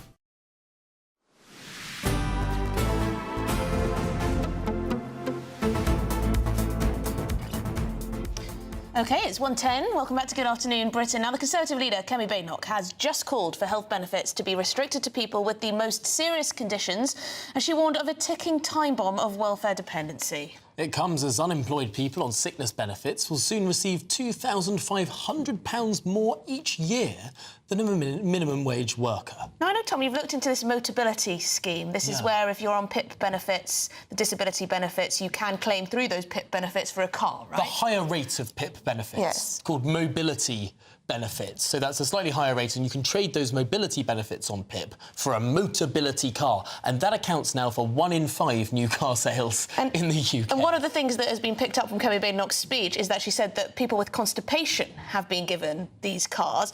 Now, I just looked up, apparently 20 people with constipation have got one of these cars from the Motability scheme. Does that align with what you've heard on the grapevine? I have seen that statistic. I know the Taxpayers Alliance ran a lot of these. I mean, there are thousands of people who have alcohol misuse disorder who have got a free car on alcohol misuse disorder. OK, well, Christopher Hope could tell us more. He was in the room. Christopher, thank you very much. So, how did the speech go down? What did you take from it? It went down very well. This is the Centre for Social Justice, founded by Ian Duncan Smith after he stopped being Tory leader, trying to get work paid, trying to get people off the benefits trap and into work. Now, you heard there from Kemi Badenoch, the Tory leader, they clearly see some advantage here in the Tory party towards being tougher on benefits. They look at Reform UK, they say, why is that party so meant to be to the right of the Tories, wanting to lift the 2-child benefit cap? They look at Labour last week, of course, failing to cut £5 billion billion from the rising benefits bill, and I think, well, there's a chance here for this party, and that's why you heard Kemi Badenoch there being tough, saying, why are people, as she says, who are constipated getting a Motability car? She says that taxes keep going up. The rider is as big as the horse, and she said she wants more people in work, fewer people on benefits. The headline today on the front page of the Daily Mail and the Daily Telegraph and elsewhere is that it pays to be on benefits and not be in work, and that's got to change if the Tories win the next election. I asked her a couple of questions on behalf of GB News viewers. Firstly, to ask whether she might apologise, as she has on immigration, about her party's record on allowing benefits to spiral over the past 14 years, and also why she thinks that two senior Tories have jumped ship to Reform UK. What has Nigel Farage got that she hasn't? Here's what she told GB News moments ago. Chris Hope, GB News. The benefits bill spiralled in your government's watch, didn't it, Kemi Badenoch? Will you apologise for saying you got it wrong, like as you have done on immigration? And just that question about Sir Jake Berry and David Jones jumping ship to Reform UK, what has Nigel Farage got that you haven't? Right. So I knew you were going to ask that question, Chris. I thought that Evan had spiked you. But first of all, we brought the deficit down every year until the pandemic. The pandemic was not something the Conservatives did. That was a global problem. And I can tell you that if Labour or even Reform had been in charge during the pandemic, we would be in a much worse situation than we are now. So we brought that down. As I said, we brought the number of workless households down. Worklessness kills. It completely destroys life chances for children. That is something that only we fixed, and we will fix it again. We do not want to see this problem coming back. And on the point about David Jones, who actually, I remember you reporting that he joined in January. What's interesting, whether he defected in January, what's interesting is that they're having to restate the story again. What Nigel Farage has got that I haven't got is telling people whatever it is they want to hear. If people want the truth, they should come to the Conservatives. That's what I'm for. So Kemi Badenoch there, turning a face against those Tories, leaving a party for Reform UK and not accepting any blame for the past government's failure to control benefits, blaming people for doing that, notably sickfluencers, who apparently are people who advise others how to game the system online. OK, well, Christopher Hope, thank you so much. Christopher Hope, our political editor there in central London. Well, shall we return to the issue of the day, really? The Prime Minister set to strike this one-in, one-out migrant deal with France as Macron's state visit comes to a close. Well, under the new deal, Britain would accept migrants with links to this country in exchange for sending up to 50 migrants back across the Channel each week. But let's just run the numbers on that. Over 800 people per week are coming to the United Kingdom by small boat. I think it's 847 on average. There we go. So then we send back 50. That means that that's not one in, one out. It means it's 17 in, one out. It means if you're a small boat migrant, you've got a 94% chance of not being returned. Yeah, pretty much. To France, which seems like a fairly strong set of odds. Yeah, so are we being bullied by the French here? Let's discuss this with the former Shadow Business Secretary, Sir John Redwood, and the author of The Brexit Club, Owen Bennett. Sir John, thank you very much indeed. Are we being pushed around by Monsieur Macron? Well, of course, we're being gamed by the French. They're so much cleverer at it than Sir Keir Starmer. I always dread it every time Keir Starmer is in discussion with an international leader, because he always loses. He doesn't put a strong British case to start with, and he gives in to more or less anything they want. He's given billions of pounds of our fish away for no advantage to the French. He's giving away the rights to make our own laws over crucial trade and industrial matters. And now we see him giving way on this issue about people coming into the country. So he's actually saying he would like to welcome more legal refugees in through French selection, in addition to the many tens of thousands we're already accepting. So no, this is a disastrous deal in the making, another humiliation for the United Kingdom. Please, Keir Starmer, concentrate on the domestic issues that matter to people. And above all, Keir Starmer, when you said you're going to smash the gangs, why can't you? Why don't you start arresting people when they arrive? Why don't you start interrogating them, taking away their mobile phones, finding out where all the dodgy money is going, cracking the money laundering and the drug dealing that lies behind a lot of this? Well, good question. Owen, it does appear as though Keir Starmer... Sir John Redwood's got a point there, hasn't he? It does appear as though Keir Starmer defers to other international leaders on the international stage, rather than perhaps always pushing for our best interests despite disagreement.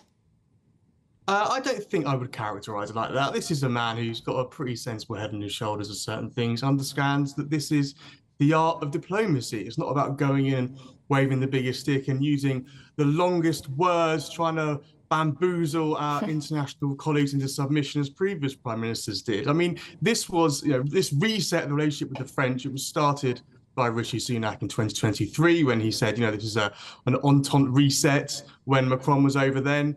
So I think he's very much carrying on in that style. I think there's some people who would just endlessly want to fight the Brexit debate. You endlessly want to have us constantly in this kind of diplomatic spat with our European partners, when the fact is, if you really want to solve this issue of these huge sways of illegal migration, which should be stopped, of undermining and destroying the illegal gangs which prey on the poverty of a lot of these people, or prey on perhaps the cynicism of some as well, then you have to work with our European colleagues to do this. And I think the way to do that is to use different methods. This one in, one out thing, okay, fine, it might be small, but I wonder if it gets rid of more people than the Rwanda scheme did, which was much hyped and trailed and didn't deliver very much.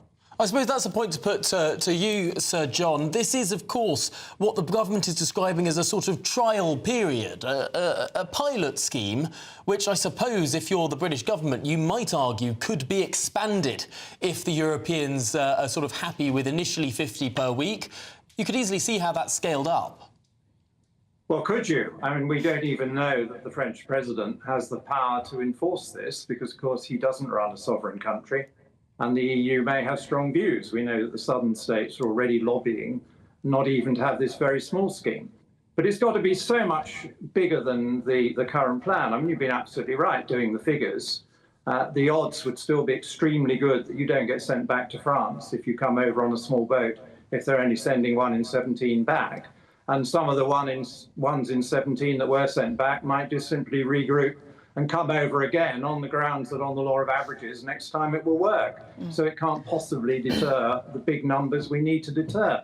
If Rwanda had been allowed to flourish without the courts and Labour's opposition all the time, that would have been a very genuine deterrent, and I think that was beginning to work, which is why we had smaller numbers in recent months before the end of the Conservative government than the massive numbers, the big surge we're seeing today. OK, well, Owen, do we not risk looking like mugs, being taken for fools here? We have President Macron giving this fabulous state visit. He stands up and says Brexit's an absolute disaster, basically. He's giving us this Beyer tapestry back, but apparently it's just because it needs a storage solution while their museum is fixed up and refurbished. We've given them nearly £800 million, and he comes here and tells us it's all our fault because of the pull factors here. It's starting to add up, and it's not looking great for us. We're starting to look like the weaker ones, are we not? I think housing the Bay tapestry while the current holding place is quite a nice act from us. That's not how it was pitched, though, Owen. Well, I think that's a rather negative way to look at it. But I think on the broader, I get your broader point here. When you add all these things up, does it look like we're kind of subject to the French? I don't believe it does. I think it shows that actually we're working, or that Keir Starmer's trying to work a bit more lockstep in with the Europeans. The diplomatic approach of, since Brexit, and actually going in slightly before then as well, the way that David Cameron would talk to our European colleagues. I think that has run its course now. I think Macron is going to stand up and say Brexit was a disaster. He's not going to stand up and say Brexit was great, because then that might encourage the anti-Europeans in his own country and all across Europe. So that's just what he has to say. Disrespectful, though, isn't it, Owen? I don't think it's disrespectful at all for him to give his honest opinion. I think it'd be more disrespectful if he stood up and said he didn't believe. But I think he's allowed to say he could be a bit more diplomatique. Or is it just us that have to be diplomatic? No, I thought the whole idea was everyone had to say what they meant. I mean, in this sort of Nigel Farage-style diplomacy that everyone wants, I thought the idea was you got up and you said what you think. You didn't worry about all these niceties. I thought that was the kind of way it was supposed to be going, wasn't it? But he's insulting the whole of the British people. This was a vote of the public, the most democratic thing we've ever had in our country. That's why it's wrong for him to be making criticisms in our country of that choice of the people. It's not the same as having a disagreement with the government. I suppose it might be a bit like Britain returning to one of its sort of... Say Keir Starmer went to a former colony and bemoaned the fact that that colony voted to leave the British Empire. I mean, that might be seen as a bit of a faux pas. Things that would never, ever happen.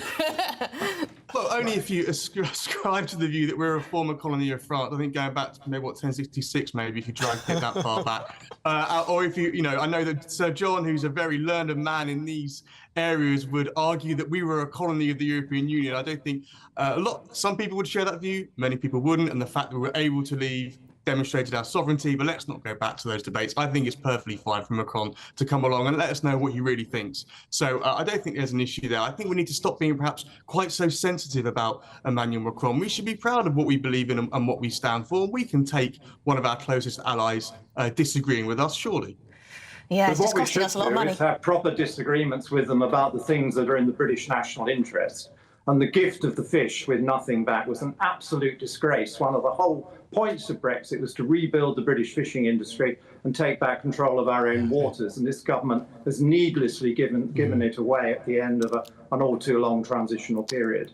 Okay. And now we're told that it's fine for a French president to criticise the results of our elections. But I bet if our Prime Minister said, what a pity the result in your last general election ended up with the wrong government, that would have been seen as a massive faux pas. OK, well, former Cabinet Minister Sir John Redwood and indeed journalist and author Owen Bennett, thanks indeed for joining us here on Good Afternoon Britain. Yeah, just don't tell us that Brexit was wrong and all of this, or we'd welcome you back and all that. Thing is, he's speaking to the converted, isn't he, in that setting? Most people, including, of course, the Prime Minister, very much would like to see that in that room. I suppose that might be the undercurrent of it all, mightn't it? But others will disagree. Well, we've got lots more coming up on today's show. Yes, Ed Miliband. Remember, he promised to cut bills by £300, energy bills, that is. They've been branded a fantasy. Households are now facing an electricity bill increase of at least £50 this year. That's thanks to fresh delays to the government's clean power strategy. But after the break, new documents appear to show controversial Attorney General Lord Hermer has handed himself a, quote, effective veto over government policy. But should the chief legal advisor also be the chief legal blocker?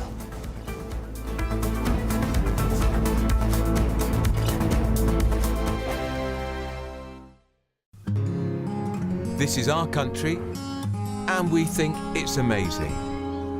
From high tea to the high street, we love it all. Even the rain, we like that too. There's nowhere else we'd rather be. That's why we're here to be the fearless champion of Britain, its voices and its values. Because we are GB News, the People's Channel, Britain's news channel.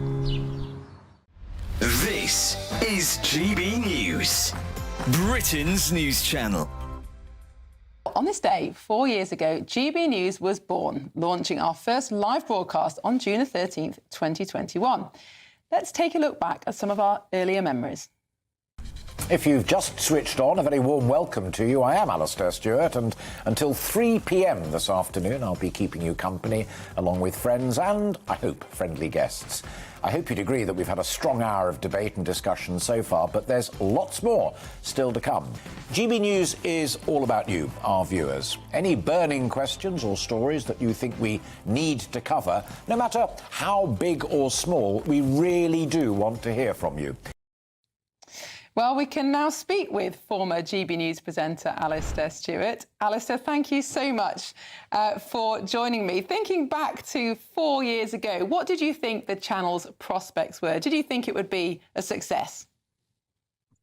I did. Thank you so much for having me on, and a very happy birthday to you, one of the many brilliant faces, as we call it in the trade, presenting programmes, but also to the absolutely wonderful team of technicians that you've got behind you, making sure that this all gets on air very smoothly. And we've not only hung on in there, but we've now got GB News Radio as well. Online, we're huge.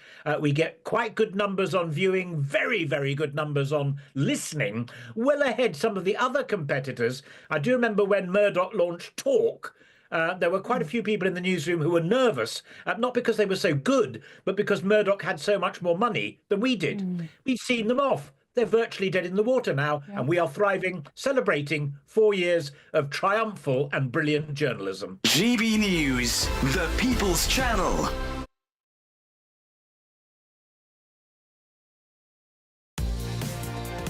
Mornings don't have to be tiresome, especially if you have the right company. Wake up to news as it happens, opinion and debate, and of course, a little bit of entertainment too. Because when the kettle's on, we're on. That's Breakfast on GB News, a show worth waking up for. Every morning from 6 a.m. Only on the People's Channel, Britain's news channel. We'll spread the news, you spread the word.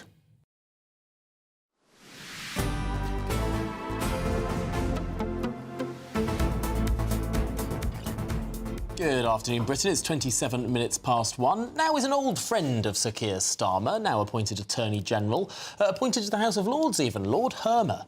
Is he attempting a power grab at the heart of government? Well, one senior Conservative is claiming that new documents appear to show the Attorney General has handed himself a, quote, effective veto over government policy. Well, reports suggest he's advising ministers to snitch on other ministers if they're about to break the law. OK, well, joining us now is human rights lawyer Dr Shoaib Khan. Shoaib, thank you very much indeed for your time on this one.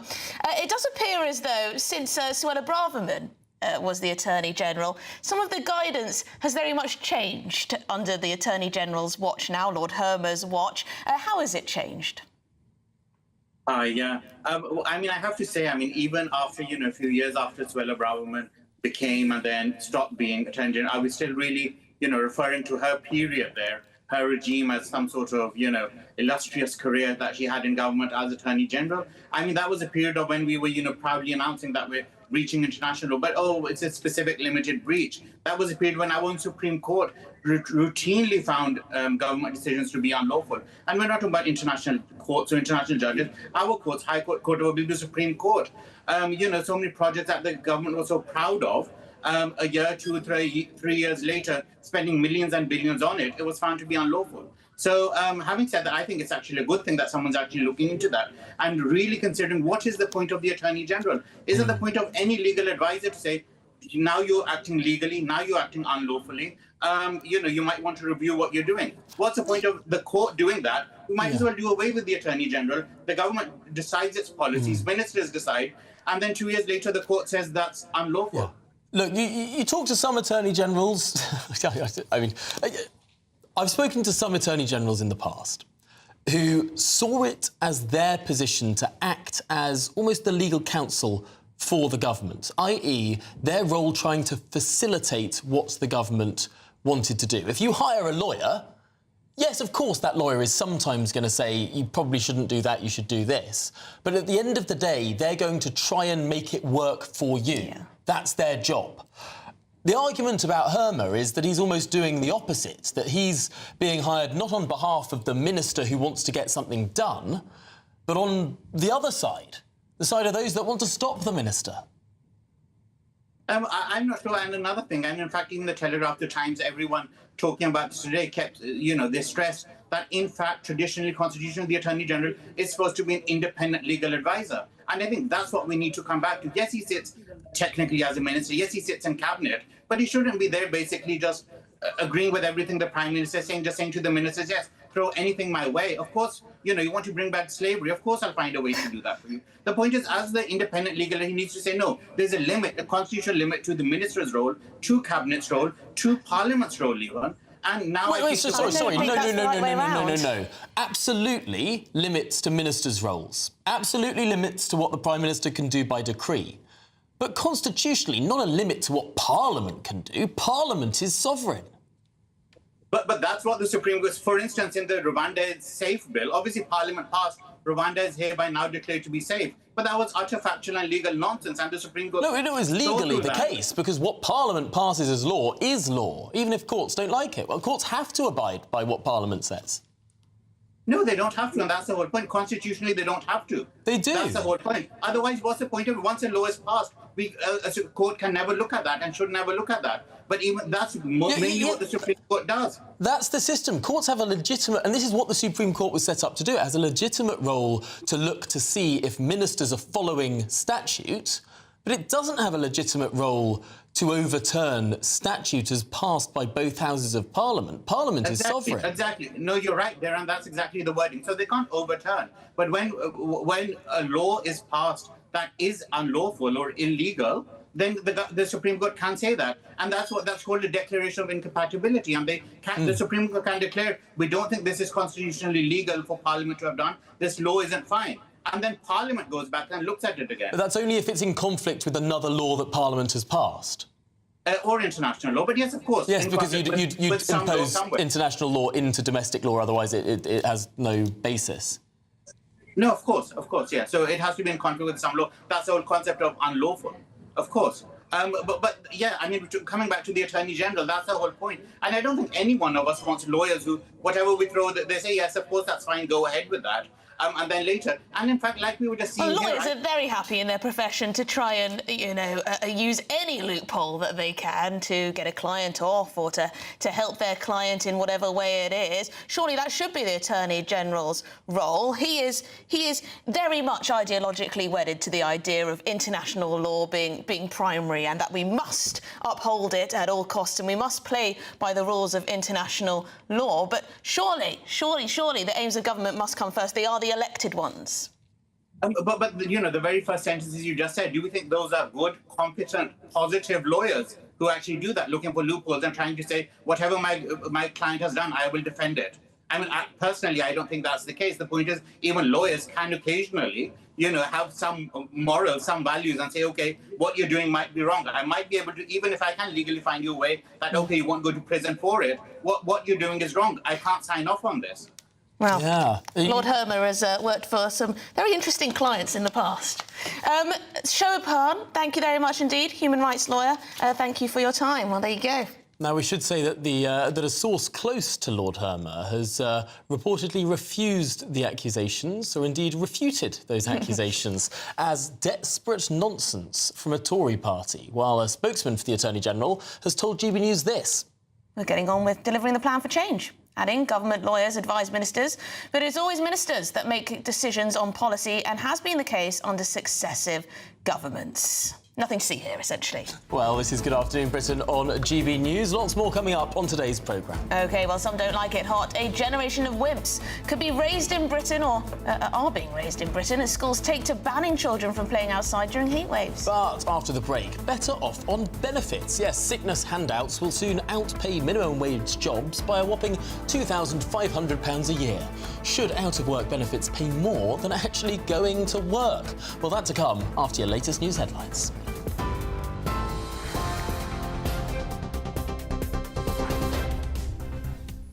Good afternoon. The headlines from the GB Newsroom. The level of cooperation with France has never been stronger, Downing Street has said, as the Keir Starmer seeks to hammer out a migration deal with Emmanuel Macron.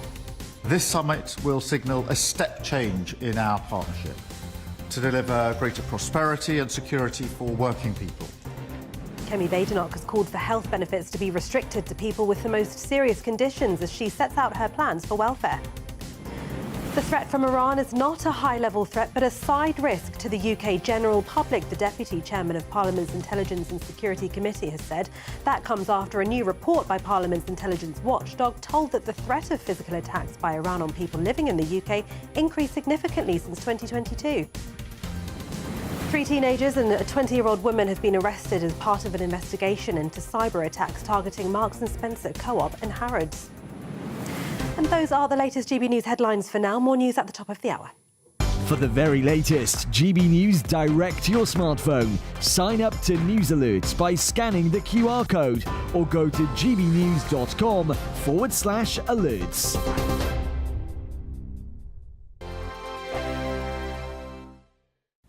Hello again. Welcome to your latest weather update from the Met Office here on GB News. Temperatures are rising. First day of a heat wave for some.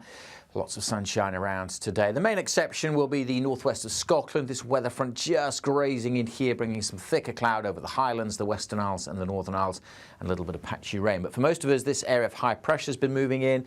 Light winds means it is quite murky around some coasts in the west, the Irish Sea coast.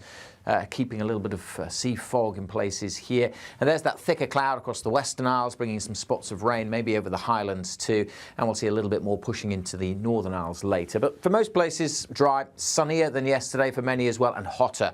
Temperatures over 30 degrees across the southeast up to the Midlands as well. And generally temperatures rising too for Scotland and Northern Ireland. A warmer day than yesterday through the central belt and across the east coast. Still a little cool and cloudy across the Northern Isles. A bit more rain heading to Shetland this evening, and a few spots of rain still over the Highlands and the Western Isles. But plenty of evening sunshine for Northern Ireland, Northern England, and further south as well. Blue skies pretty much all the way. Just always the threat of this mist and sea fog around these western coasts, and that's likely to thicken up through the Irish Sea again overnight. So the Isle of Man, the east coast of Northern Ireland, likely to see that mist and low cloud returning. The drizzly rain should tend to peter out from the Western Isles and eventually clear away from the Northern Isles too. So for many it's a dry night, clear night, pretty warm one in the south. Temperatures in urban areas may stay in the high teens. On to Friday. Dry and sunny pretty much sums it up. Probably a sunnier day for the far northwest of Scotland, but it will start pretty grey across the east coast of Northern Ireland, southwestern coast of Scotland, and always the threat of this mist and low cloud returning at times around the west coast of Wales. But for many, hot and sunny, with temperatures more widely over 30 Celsius over the Midlands, and warmer again for Scotland and Northern Ireland too. Goodbye.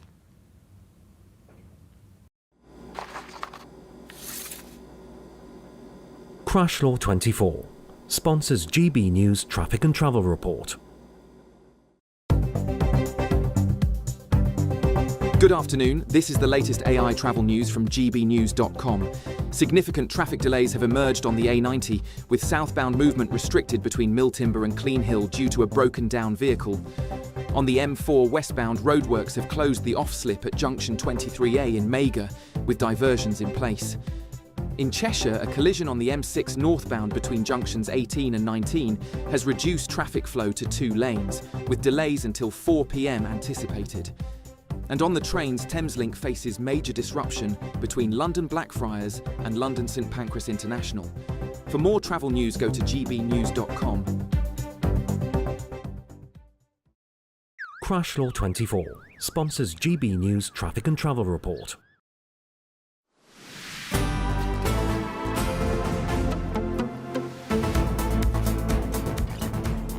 Good afternoon, Britain. It is 39 minutes past 1.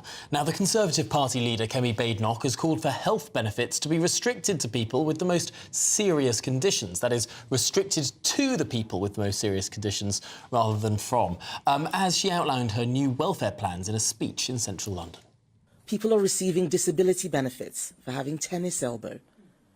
I know some may disagree with me, but I do not believe that 1 in 4 of us can be considered disabled without the term losing all meaning. And in this new age of diagnoses and self-certification, our sickness benefit system cannot cope. And we are now spending more on sickness benefits than we do on defence.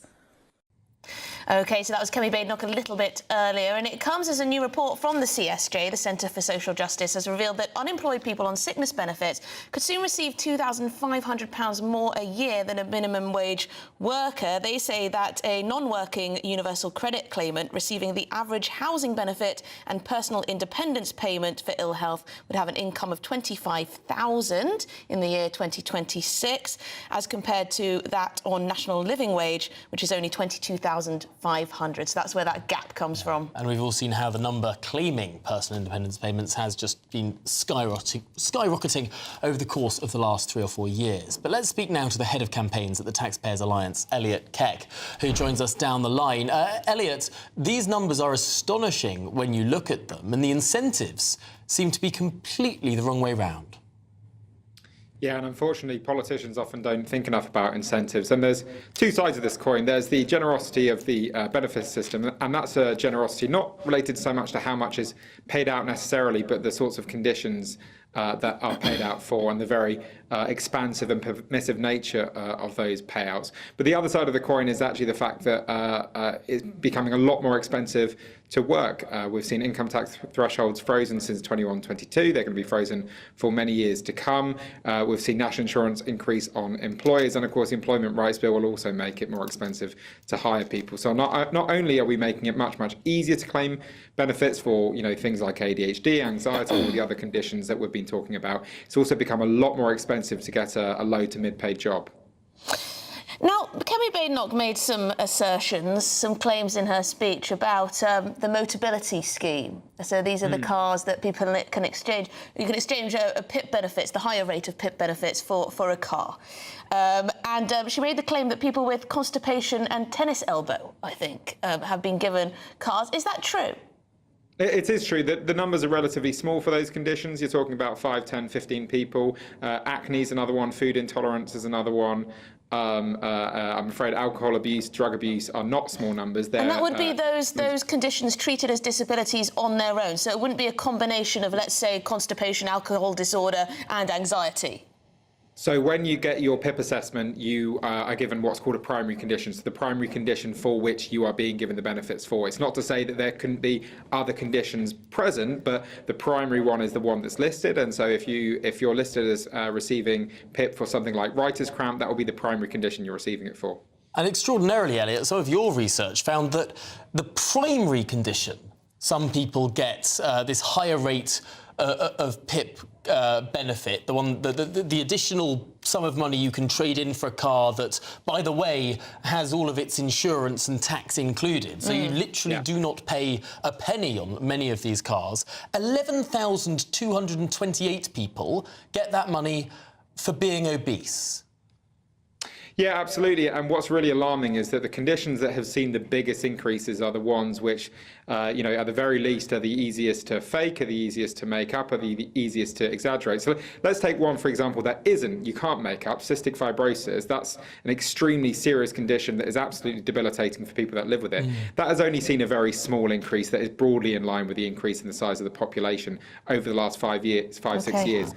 Absolutely reasonable, but the number of people receiving it for ADHD has increased about 8-9-fold, the number for sleep apnea about 6-fold. So for conditions that are certainly less serious but also much easier to exaggerate, those increases have been absolutely staggering. Well, what do you say to someone who's got in touch, John? He says, no offence, Tom and Emily, but you have no idea how hard it is for disabled people to get benefits. I know what it's like as a disabled person. You have to fill in a very big form. You have a meeting with someone. All my life, he says, it's been face-to-face, never by phone. Third, you have to wait and find out if you've got a benefit at any level at all. Lots of tricky questions, etc. You have to repeat yourself. They try and trick you out, etc., etc. Has that system changed fundamentally? So this man who's got in touch, he had face-to-face meetings, and it was quite an arduous process. But now, is it all done by phone or just some? It's certainly not all done by phone. There are still in-person assessments. I think it's still in the single figures in terms of the percent. It's not even close to recovering since before the pandemic. And critically, in-person assessments lead to far fewer claims being approved than over the phone or online. So we know that when people are actually going to an in-person assessment, the assessor has a much better idea as to the extent that their need is much stricter with the payouts they receive. So that is ultimately one of the reforms that we urgently need to move towards. But I think on the question of whether or not for good, honest people that really need it, I'm sure the system can often seem quite Byzantine, quite Kafkaesque. But the problem is there are a lot of dishonest people that know how to game the system and are able to claim benefits at the expense of people that actually need it much more. Yes. Yeah, exactly. And I think that's the fundamental point, that we should never forget the people that are utterly deserving of these benefits while we have this conversation. And there'll be the people, in many cases, who had the face-to-face meetings, had the arduous process that existed before COVID, that seems to have been completely blown up, where now more than 90% of people never see a person face-to-face before they're given all that money. Yeah. Well, thank you, Elliot. We'll have to leave it there. Elliot Keck, Head of Campaigns at the Taxpayers Alliance. John, if you're still watching, do let us know what, if you want to, of course you don't have to, tell us what your disability is. because it, you know, maybe something like ADHD or maybe a very severe physical disability. And of course, with all of these various disabilities, there's gradations, right? Yeah. There's people with mild ADHD and there's people with severe ADHD. There's people with mild autism and there are people who literally can't sit in a room with anyone else without serious massive problems. Yeah. So again, I think sometimes the headline can obscure quite a lot, and perhaps the calibration of how these benefits are assessed is something else that needs serious attention. OK, well, there is still plenty of time to grab your chance to win our biggest cash prize so far, an incredible £54,321. Here's how to enter.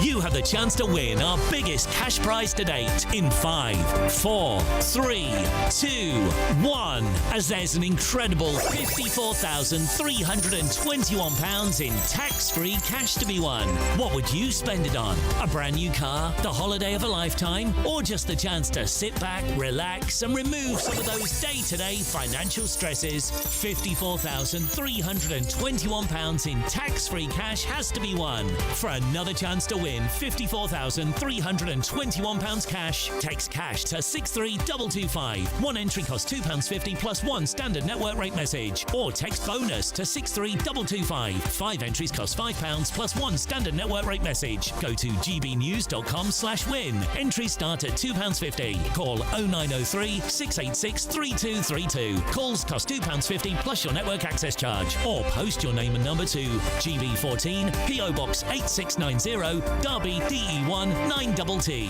UK only. Entrance must be 18 or over. Lines close at 4 p.m. on the 1st of August. Please check the closing time if listening or watching on demand. Good luck.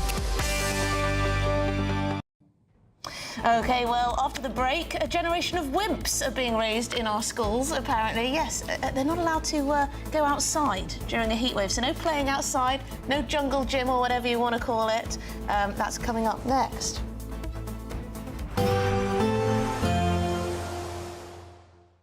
Ready to soak up that holiday sunshine? Won't we need some cover? No worries. All sorted. All Clear Travel Insurance sponsors GB News Travel Destinations Forecast. Storm Gabriel is set to affect many areas of Central Europe, and to the east of this, the intense heatwave continues, triggering some thunderstorms at times. But across many areas of Western Europe, largely settled, some showers at times, but it is going to be feeling warm in the sunshine. The main shower risk is as we move our way eastwards, particularly along the Adriatic coastline and then also parts of Greece. So once again, we could see some intense thunderstorms, but for many areas, plenty of sunshine and plenty of warm temperatures too. All Clear Travel Insurance sponsors GB News Travel Destinations Forecast. This is Britain's Newsroom, where your voice matters. It's just astonishing. With expert analysis and honest opinion, we don't just keep you informed. We bring you unique perspectives you won't see anywhere else. Can't argue with any of that. When the news happens, it happens here. On Britain's Newsroom, weekdays from 9:30 a.m. Only on GB News. GB News Breakfast, every day from 6 a.m. Welcome back to Breakfast. Now, experts are warning that lithium suppliers will not keep up with the demand for electric cars. Yeah, researchers say domestic lithium production could grow as much by about 10 times what it currently is by 2030, but will still fall short of demand. So this morning we're asking whether Labour's green car policy is unachievable. This policy tells you everything you need to know about net zero. This isn't about giving people free choices about the technologies they want to use. This is about saying we're going to have mandatory targets. It's a sad indictment on our country if we've just normalised the government making these fundamental decisions for people's lives. The CEBR has warned that this policy might cost the country, that's rigid targets for battery electric vehicles, known as the ZEV mandate. 80% of all vehicles will have to be electric vehicles by 2030, rising to 100% by 2035. And that policy is expected to cost £400 billion to the UK economy. And of course, car makers as well have warned that this policy is not achievable. The latest stats say 47% of vehicles sold in Britain are now EVs. We're halfway there after just 2 years of the electric mandate. We've another 5 years to go. It's speeding up. And this charge that lithium, we're going to have a shortage of lithium, is nonsense. What it says is that there may be the consumption of lithium is increasing, so the domestic production will not be sufficient, but there's plenty in the world. GB News, the People's Channel. Who is he? What's he doing there? They already know who you are, though. Don't miss this special reunion. Eamon and Anne together again, only on GB News Breakfast this weekend from 6 a.m. And is that a gardening tan? No, it's a cypress tan. At GB News, we love to hear from you, our loyal community. So drop us a line at gbnews.com/yoursay. There you can talk to each other and also to the presenters live on air. gbnews.com/yoursay, because GB News is your channel, Britain's news channel.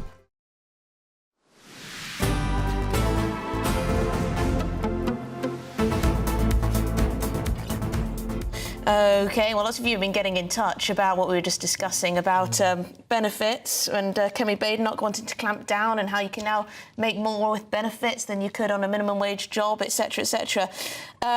David says, the welfare mobility scheme, it's been going on for years. People abusing the system. Just wheel in your disabled parents or grandparents, sign the papers, and your children will be driving a new car whenever they drive you around or themselves socially. We need the evidence for that claim, well, David. It is true that in order to drive a mobility car, you don't have to be disabled yourself. You can be registered as the able-bodied person who drives the disabled person around. Absolutely. But you're supposed to only do that when you're driving the other one. How often that actually happens, I think, is very, very hard to measure. Richard says, I have multiple sclerosis. I don't receive a penny from the government because I keep myself fit and work. Most of the people on benefits have something slightly wrong with them and they're just being lazy and gaming the system. 90% of benefits need to be cut, says Richard. Strong stuff. But Abigail says, I'm a grandmother bringing up my disabled grandson. I get £600 a month, not a week, as stated on GB News. I'm not allowed carer's allowance. It's been removed from my 600. I don't get child benefit. That's been removed. My disabled grandson pays for all his school transport, etc., etc. And yeah, Woody says, fully understand the frustration, but as someone who's had to stop working due to shoulder mobility issues, currently trying to get a diagnosis, paid for countless physiotherapy sessions, still struggling, he's worried that he'll be tarnished with the same brush when it comes to trying to get PIP or whatever. Yeah, Lynn gets in touch saying, I have COPD, I don't know what that is, COPD, and asthma overlap syndrome, severe allergy to mould, pernicious anemia with numerology problems. I claim PIP and ESA. I'm 64 years old. I have a PIP car as I have severe balance issues. Don't tar everyone with the same brush. Love the show, by the way. I'm interested, Lynn, if you had an in-person assessment or an on-the-phone assessment. And just for your information, it's chronic obstructive pulmonary disease. That's COPD, yes. Interesting. So to do with the lungs. Because here's the thing. These benefits existed for years and years and years. But in the last 3 or 4 years, the uptick in the number of people claiming them has just gone completely bonkers. It's gone haywire like nothing we've ever seen before. But for severe things, it hasn't. But exactly, for the severe things, as Elliot Keck was explaining to us, it hasn't had this same big uptick. So there's something going on there. Right, OK. Well, do stick with us. We're going to take a very short break and we'll be back in just a tick.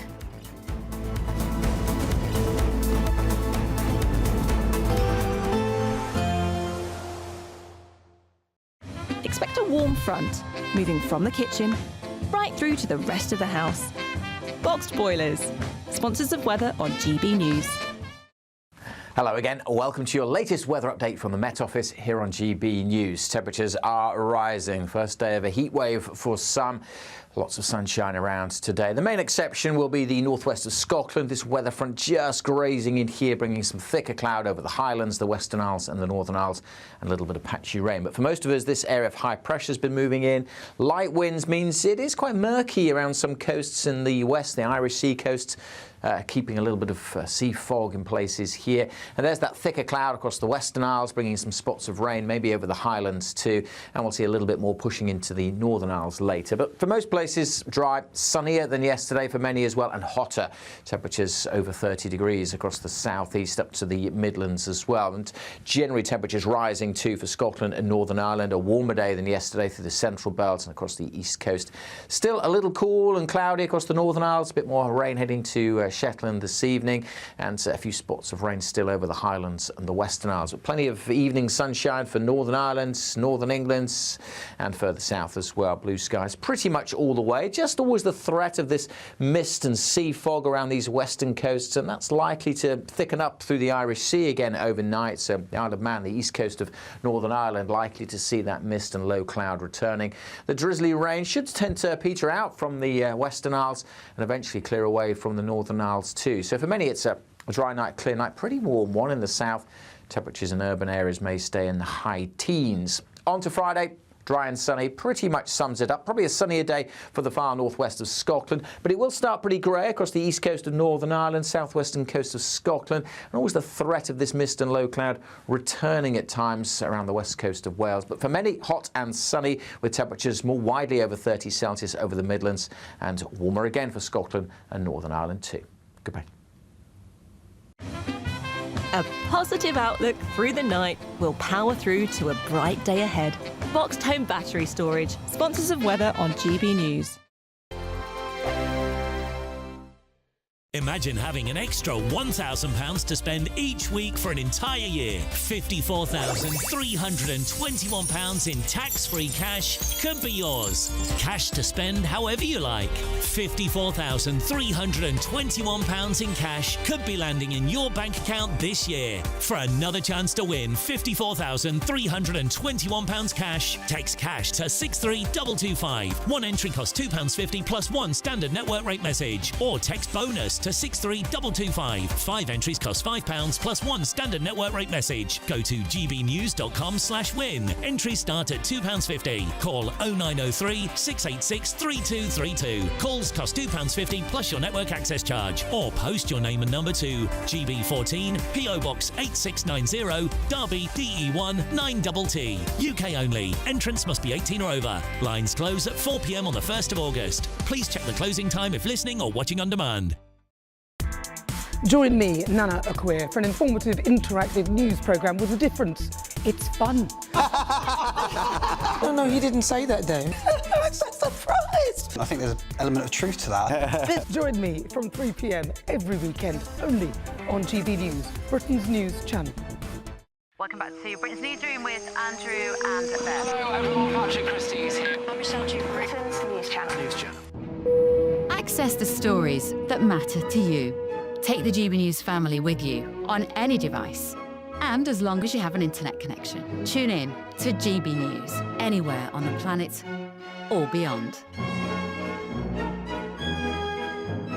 GB News, the People's Channel, Britain's news channel.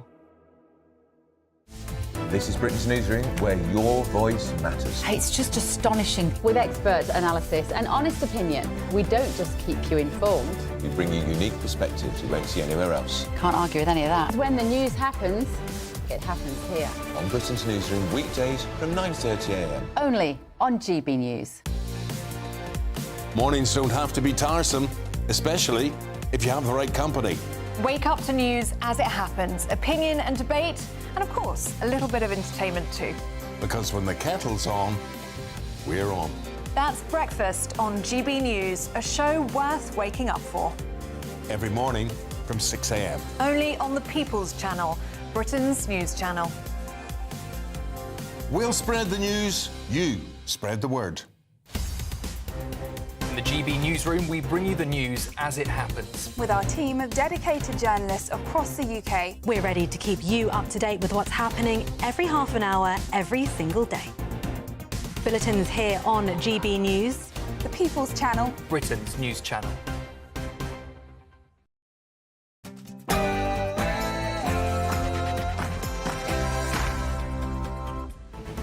Good afternoon, Britain. It's 2 o'clock on Thursday, the 10th of July. I'm Tom Harwood. And I'm Emily Carver. Now, from 1 in, 1 out to 17 in, 1 out. Yes, really. Is Britain braced for a humiliating climb down in migrant returns negotiations with the French president? Just 50 small boat migrants could be returned to France each week, totalling 5.9% of the numbers coming across. Has the French state visit been for nothing? Elsewhere, a boat bonfire backlash. Effigies of life jacket-wearing migrants placed atop a traditional village bonfire in Northern Ireland. Well, they've been condemned as sickening and even racist. What do you make of it? Meanwhile, Ed Miliband's promise to cut bills by £300 has been branded a fantasy, with households facing an electricity bill increase of at least £50 a year, thanks to fresh delays in the government's clean power strategy. And could Angela Rayner be backing down on secretive plans to institute a legal definition of Islamophobia? That's after free speech campaigners and others threatened legal action.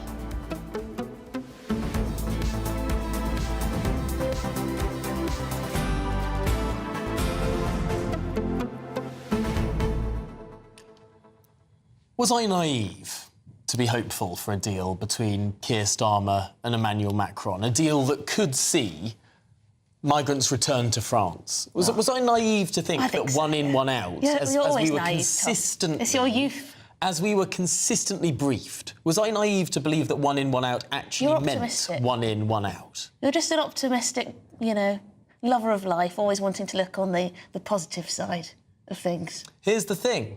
You would have been against 1 in, 1 out, even if it really did mean 1 in, 1 out. Well, I don't think it's going to work. But now it's going to be 17 in, 1 out. It's just humiliating. It's just humiliating to roll out the red carpet for President Macron, for the French president, have him insult our country. I think it is an insult to say Brexit has been a disaster for your country and things like this and everything else. And then for us not even to be able to get a deal that will actually work in our favour. If that is the case, we will find out some more details. But will it be a classic fudge of a negotiation? Do you trust that Keir Starmer will play hardball on this and say, actually, Monsieur Macron, we're going to do X, Y, Z if you don't agree to A, B, C? When we go on state visits to other countries, do we spend our time sort of saying domestic policy decisions have been a disaster for various countries? No, we're softies. When we go over to the United States, do we try and, blow raspberries at Mr Trump, or do we try and be nice to him? We're always trying to be nice, aren't we, as a country? And I think maybe we should start being a bit meaner. A bit more callous. A bit more perfidious Albion. Well, because at the end of the day, who are our politicians there for? They're there for us, to represent us. And I think the public mood when it comes to illegal migration is pretty heated, let's say, well, at the moment. And that needs to be reflected in how decisions are made, I would say. Clearly, the strategy has been softly, softly, nicey, nicey, let's make a nice deal together. But, I mean... When's that ever worked? Let's see, in the next minutes or indeed hours, whenever this is announced, this afternoon, we'll be able to see just how much we've actually won in this negotiation. How would Margaret Thatcher have dealt with this? I tell you, those boats would not be a-coming. She'd have said no, no, no. No, no. Much more to come, of course, on Good Afternoon Britain. Do stay with us. Do get involved in the conversation. gbnews.com/your say is the address as ever. But in the meantime, here are very latest news headlines.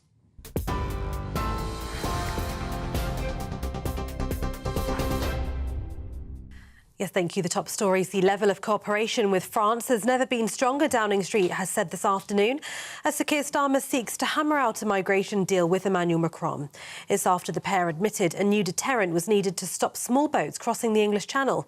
The Prime Minister hopes the French President will sign up to a 1 in, 1 out deal as they hold their Franco-British summit at number 10 today, the last day of Mr Macron's state visit to the UK. Under the new deal, up to 50 migrants could be returned to France weekly, but some are saying it doesn't go far enough. It comes as more than 44,000 migrants reached British shores illegally via small boats since last year's general election.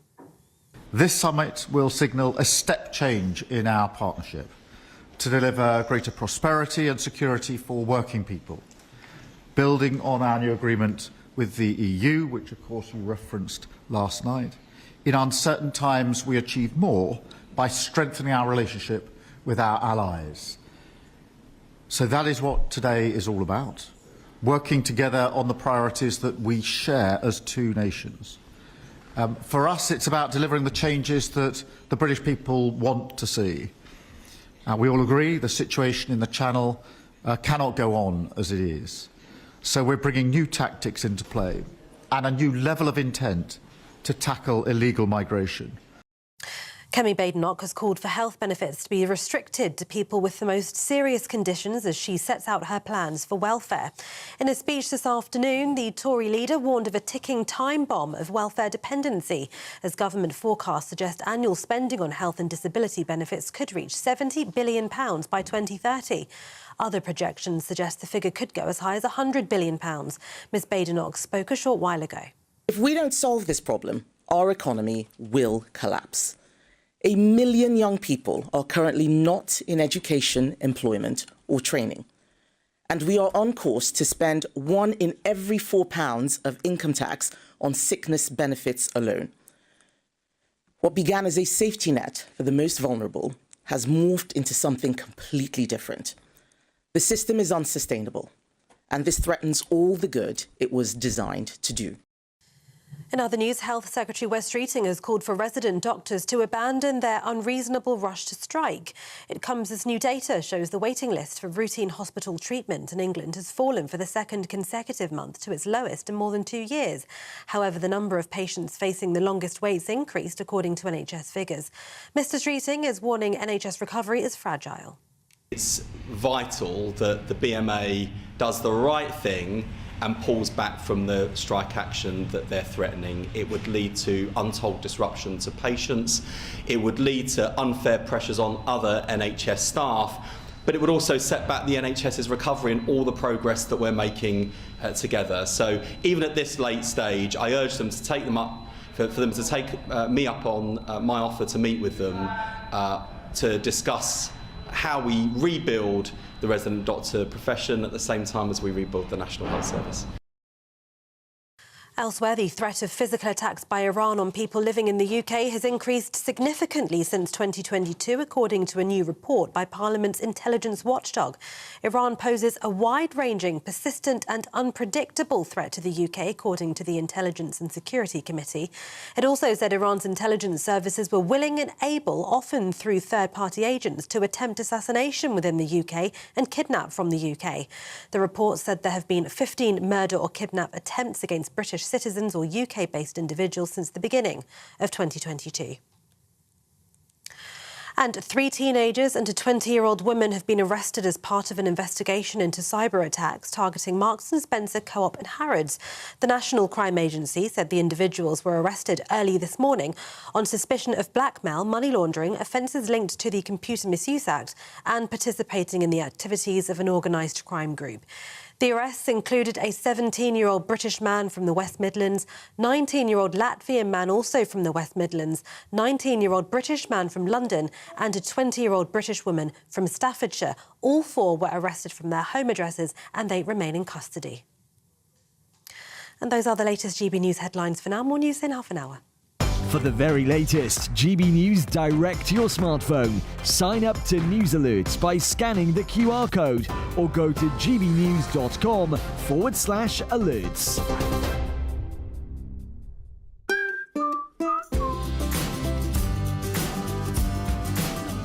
My Claim Group sponsors the GB News Finance Report.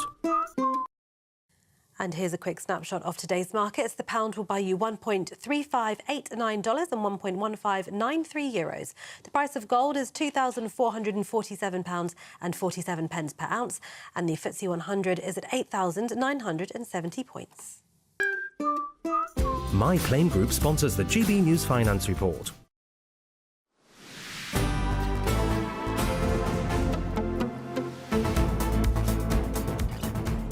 Good afternoon, Britain. It's 9 minutes past 2. Now our top story. The Prime Minister is set to strike what he calls a one-in, one-out migrant deal with France as President Macron's state visit comes to a close this afternoon.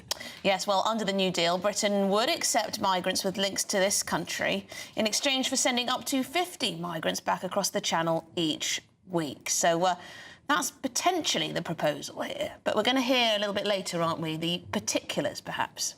Well, let's see what we know so far. Our Home and Security editor, Mark White, was in Dover, where small boats have been spotted, of course, as they usually are, ahead of that summit between the Prime Minister and President Macron.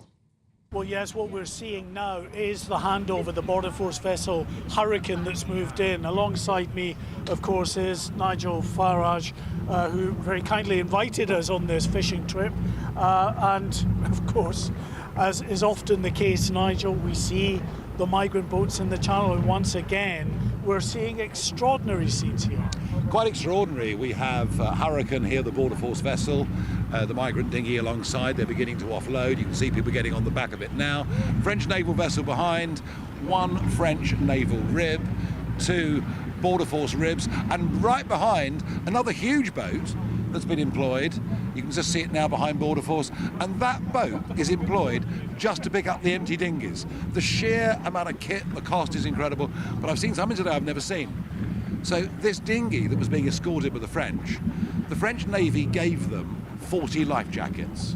There were obviously people on board without life jackets, and now, would you believe, the French Navy have collected the life jackets back. I mean, the whole thing is unbelievable.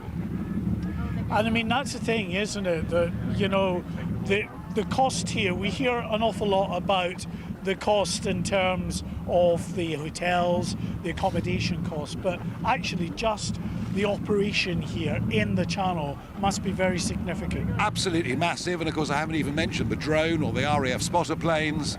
I mean, just look at what you're seeing, just before your very eyes now. It is just, how many billions a year? The cost overall of this, with the hotels, with everything, with these daily operations, I don't know. No one's got a proper estimate, but it's costing us a fortune. And frankly, for the French to have been given 800 million quid to give life jackets, to escort them to Border Force, this is two governments operating together. There's no will to stop this of any kind at all.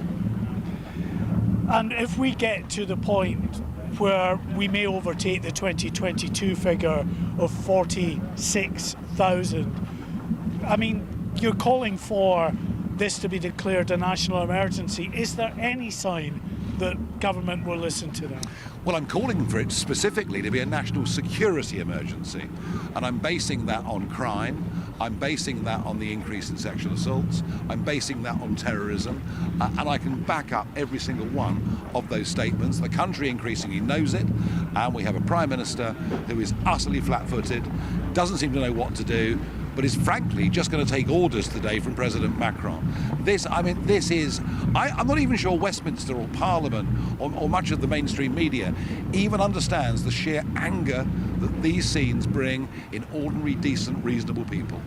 Or the very significant resources that have to be deployed for just one migrant boat. It is incredible. Nigel Farage, thank you very much indeed for talking to us. We'll continue to leave you with these shots of the Border Force vessel Hurricane and 3 rigid inflatable vessels, 2 from Border Force, 1 from the French, all there deployed to pick up 78 migrants who made that journey from France.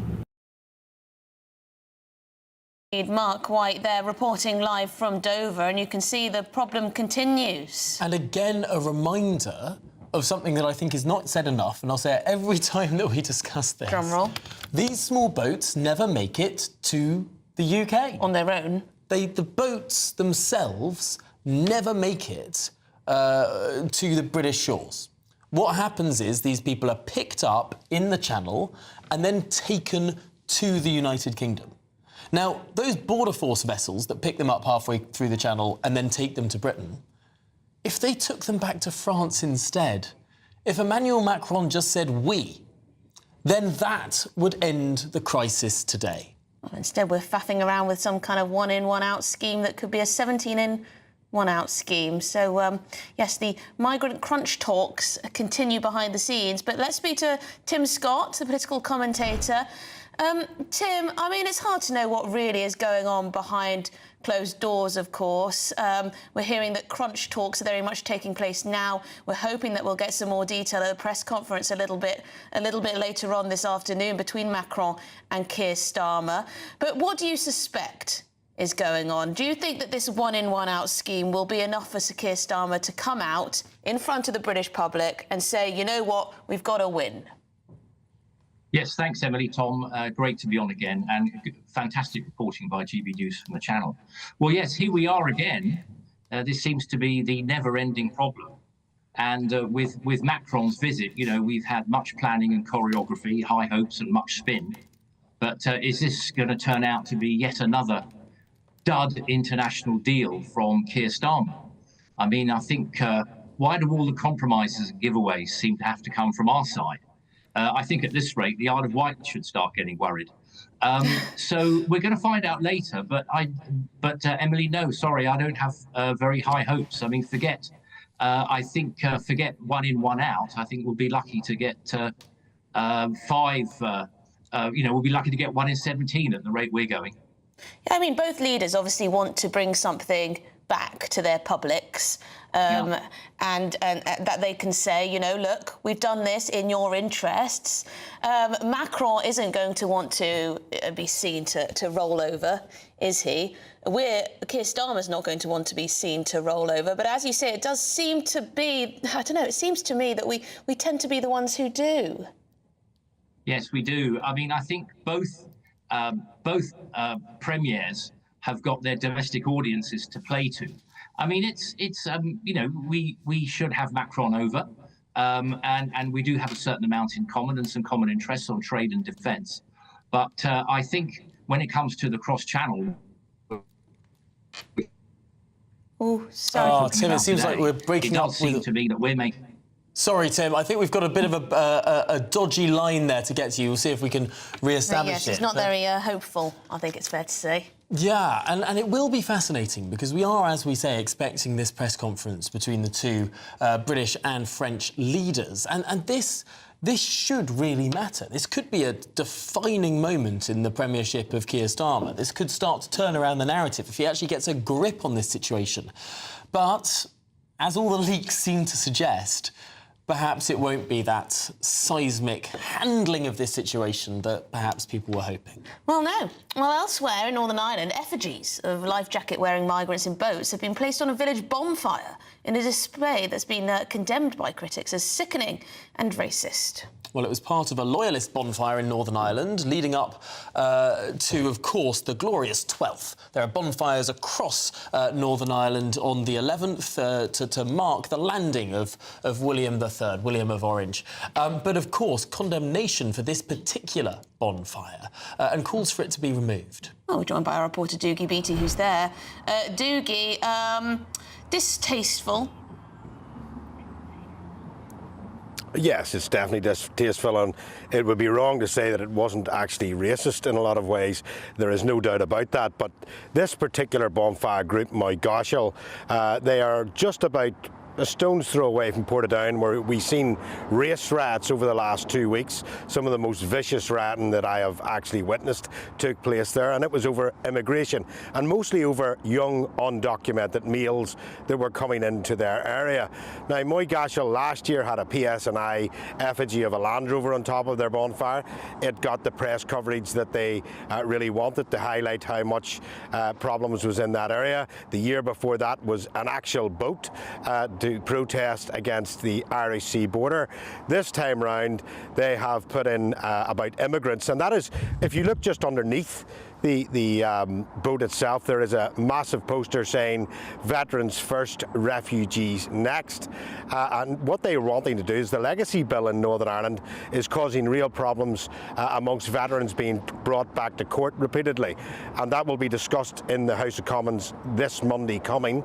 And they're really trying to put pressure on and really trying to say, look after our own people first, especially the veterans, and then we can see, can we afford migrants coming into the area. Now, that area is full of migrants and is very peaceful in Dungannon itself, because most of those are migrant families who have integrated in the community. They work in those factories there, and they are not aiming at them as such, but they have looked for press coverage, and by doing this, they have got maybe far too much press coverage by what they have decided to put on top of the bonfire. Now, late last night, I spoke to some of the men that are involved in that, and they said to me, well, Dougie, how can you come here as the press and ask us this question?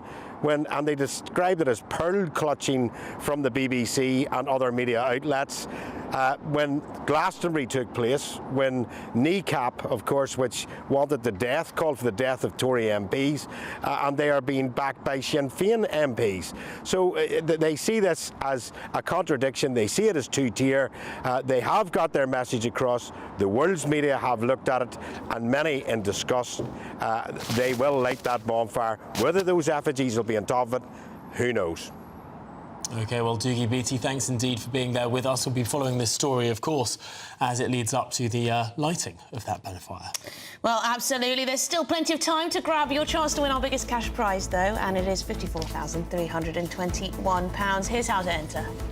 You have the chance to win our biggest cash prize to date in 5, 4, 3, 2, 1. As there's an incredible £54,321 in tax-free cash to be won. What would you spend it on? A brand new car, the holiday of a lifetime, or just the chance to sit back, relax, and remove some of those day-to-day financial stresses? £54,321 in tax-free cash has to be won. For another chance to win £54,321 cash, text cash to 63225. One entry costs £2.50 plus one standard network rate message, or text bonus to 63225. 5 entries cost £5 plus one standard network rate message. Go to gbnews.com/win. Entries start at £2.50. Call 0903 686 3232. Calls cost £2.50 plus your network access charge, or post your name and number to GB14 PO Box 8690 Derby DE1 9TT.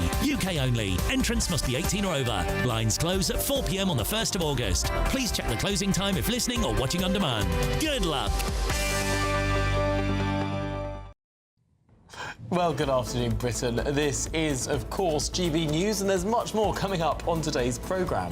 Yes, the definition of Islamophobia. Has Angela Rayner backed down on some of these plans to institute this new definition after free speech campaigners threatened legal action? Will reveal all. But after the break, Ed Miliband's promise to cut bills by £300 has been branded a fantasy, with households facing electricity bills increasing by at least £50 a year, thanks to delays in the government's power strategy.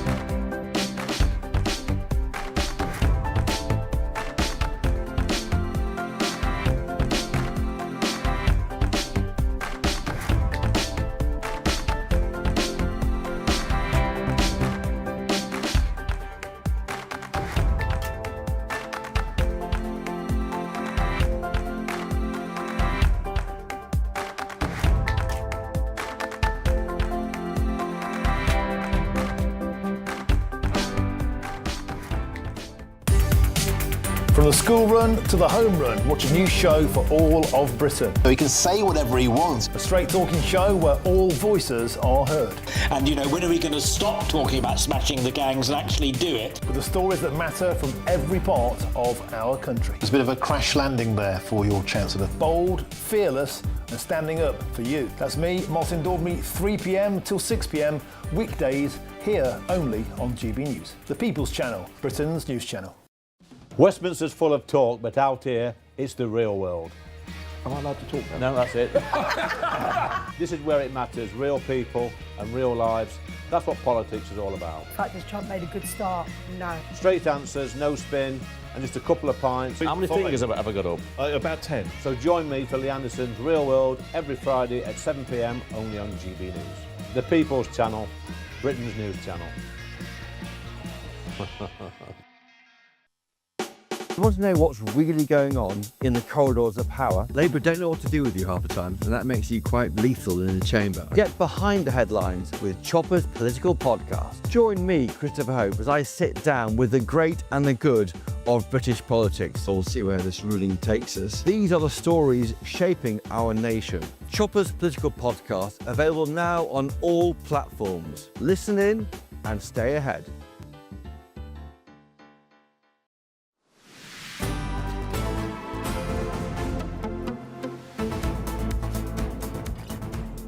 Good afternoon, Britain. It's 25 minutes past 2.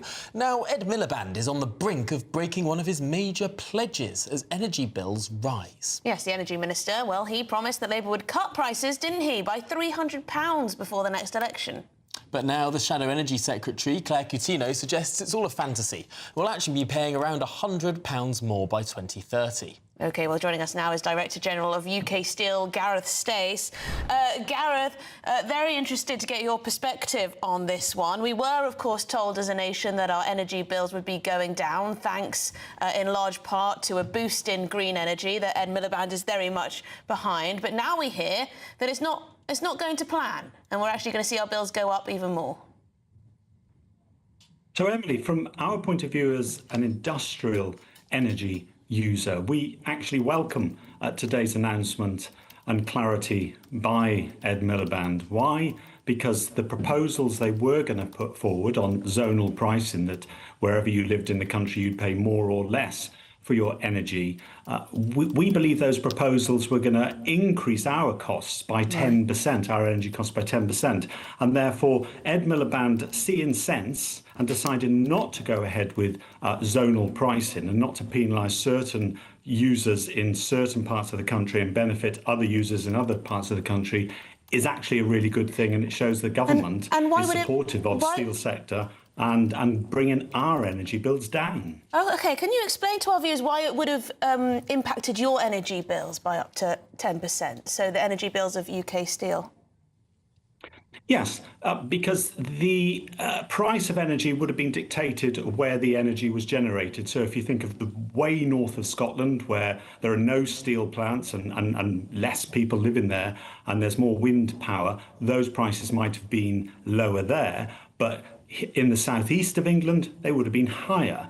And therefore, when we think of where those 6 steel-producing plants are in the UK, they're not in areas of the country where there is, would be cheaper energy, and therefore you cannot Gareth, move that's not the necessarily plant. true, is it? Because currently energy prices are set by whichever is the highest price point across the country. So it wouldn't necessarily be higher in the southeast of England or wherever else it might be. It would only be the same price it is now. The other parts of the country would see lower prices, but nowhere would be higher than the price that is set today, because the price that is set today is that highest price. So, Tom, the evidence and that we saw always indicated that steel sectors and other foundation sectors would have paid more under these plans that are not going ahead today. It wasn't just the benefit to some people and some industries and some communities paying less. It would have seen some paying less, but lots more paying more for their energy as we transition completely to net zero energy costs, and therefore getting over that period of 4 or 5 years where even the steel sector would pay even more and make us uncompetitive would be a difficult period to get through. And I wonder if we could survive if we were actually paying 10% more for our energy than we are now. And that's the key issue, isn't it, for industries like steel, the cost of energy. So anything that can bring down those prices, good thing, keep the industry more sustainable into the future. Do you have faith in Ed Miliband's strategy that putting more and more resources into green energy is the way to go to keep energy-intensive industries like steel afloat? Well, we want to see bigger reforms to wholesale prices, not just the policies that add costs or the transmission or network charges, but for the wholesale prices. We need to see policies that bring those costs down. For us, all we're asking for is to be as competitive as steel companies in France or Germany. And at the moment, they are paying 50% more than we are, which means that we cannot compete on a European steel market, let alone in our own domestic sector, where we've seen imports rising to a staggering and unsustainable 70% of steel demand in the UK is met by imports. And that cannot continue. That means that we will go out of business if we cannot satisfy and take more market share in our home market than we have at the moment. Yeah, it is such an important point. Energy is prosperity. And since 2005, we've been producing less energy in this country each and every year. I mean, it is an extraordinary situation for us to be in. Let's hope we can turn that around. But for now, Gareth Stace, Director General of UK Steel, thanks indeed for joining us. People used to say, wouldn't they? Oh, sorry, what were you going to say? I was going to say we will be continuing this conversation with the Shadow Energy Secretary, Claire Coutinho, in just a moment's time. Do get your thoughts in gbnews.com/your say. Yeah, I was just going to ask you, people did say that it's not going to be a problem that we produce less energy because we're going to require less energy as we become more efficient and things like this. But that's not happened. No. That's not happened. Well, I mean, things have become more efficient, but in my view, if something gets more efficient, you generally want to use more of it. Yeah, use it more, So holidays are cheaper today than they were 50 years ago. But most people don't continue to go to Clacton on holiday. Most people just take a more luxurious and holiday further afield because those prices have come down. Similarly, if we lived in an energy-rich, energy-abundant world, well, we would be using a lot more energy. I'd have my fan on all the time. We'd have air conditioning on the time. We'd leave the lights on. We'd do the things that Americans do with their energy abundance. Well, this is Good Afternoon Britain on GB News. Lots more coming up. Yes, we are going to be talking about Angela Rayner's Islamophobia definition. It seems like it's hit some obstacles, not least because free speech campaigners are threatening legal action. And yes, as Tom says, we're going to be speaking to Claire Coutinho as well, the Conservative Shadow Energy Minister.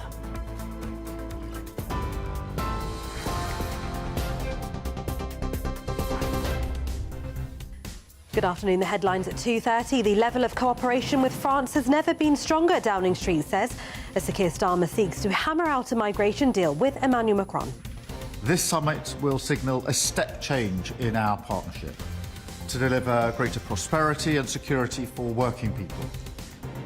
Kemi Badenoch has called for health benefits to be restricted to people with the most serious conditions as she set out her plans for welfare.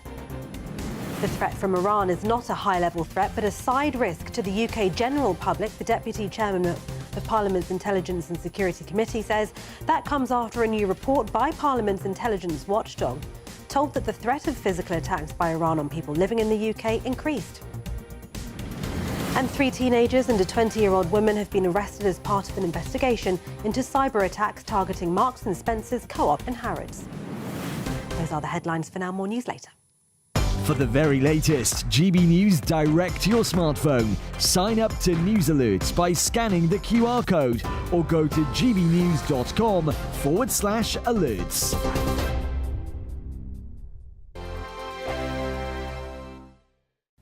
Hello again. Welcome to your latest weather update from the Met Office here on GB News. Temperatures are rising. First day of a heat wave for some. Lots of sunshine around today. The main exception will be the northwest of Scotland. This weather front just grazing in here, bringing some thicker cloud over the Highlands, the Western Isles and the Northern Isles, and a little bit of patchy rain. But for most of us, this area of high pressure has been moving in. Light winds means it is quite murky around some coasts in the west, the Irish Sea coast.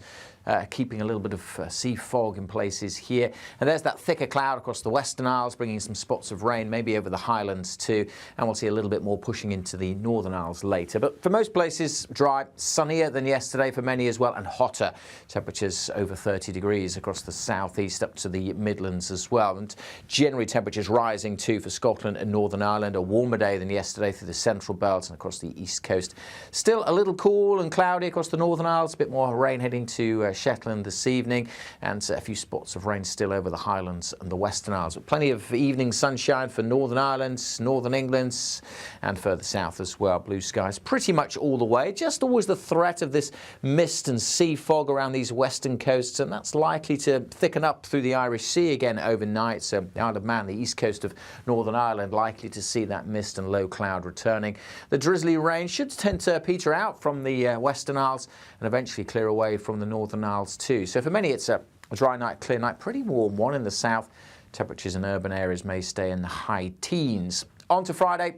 Dry and sunny, pretty much sums it up. Probably a sunnier day for the far northwest of Scotland, but it will start pretty grey across the east coast of Northern Ireland, southwestern coast of Scotland, and always the threat of this mist and low cloud returning at times around the west coast of Wales. But for many, hot and sunny, with temperatures more widely over 30 Celsius over the Midlands, and warmer again for Scotland and Northern Ireland too. Goodbye.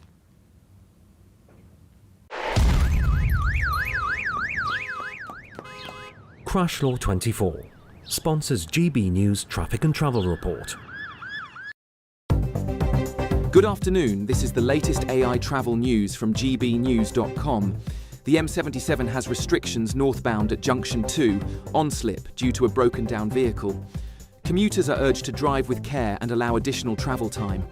On the M4 westbound at Junction 23A, Magor roadworks have closed the off-slip with diversions well signed. In Somerset, the A303 westbound between junctions with the A371 and A359 has a broken down vehicle, closing one lane. Traffic conditions will normalise soon. And on the trains, cross-country and Great Northern services face disruptions at Cambridge. For more travel news, go to gbnews.com. Crash Law 24 sponsors GB News Traffic and Travel Report.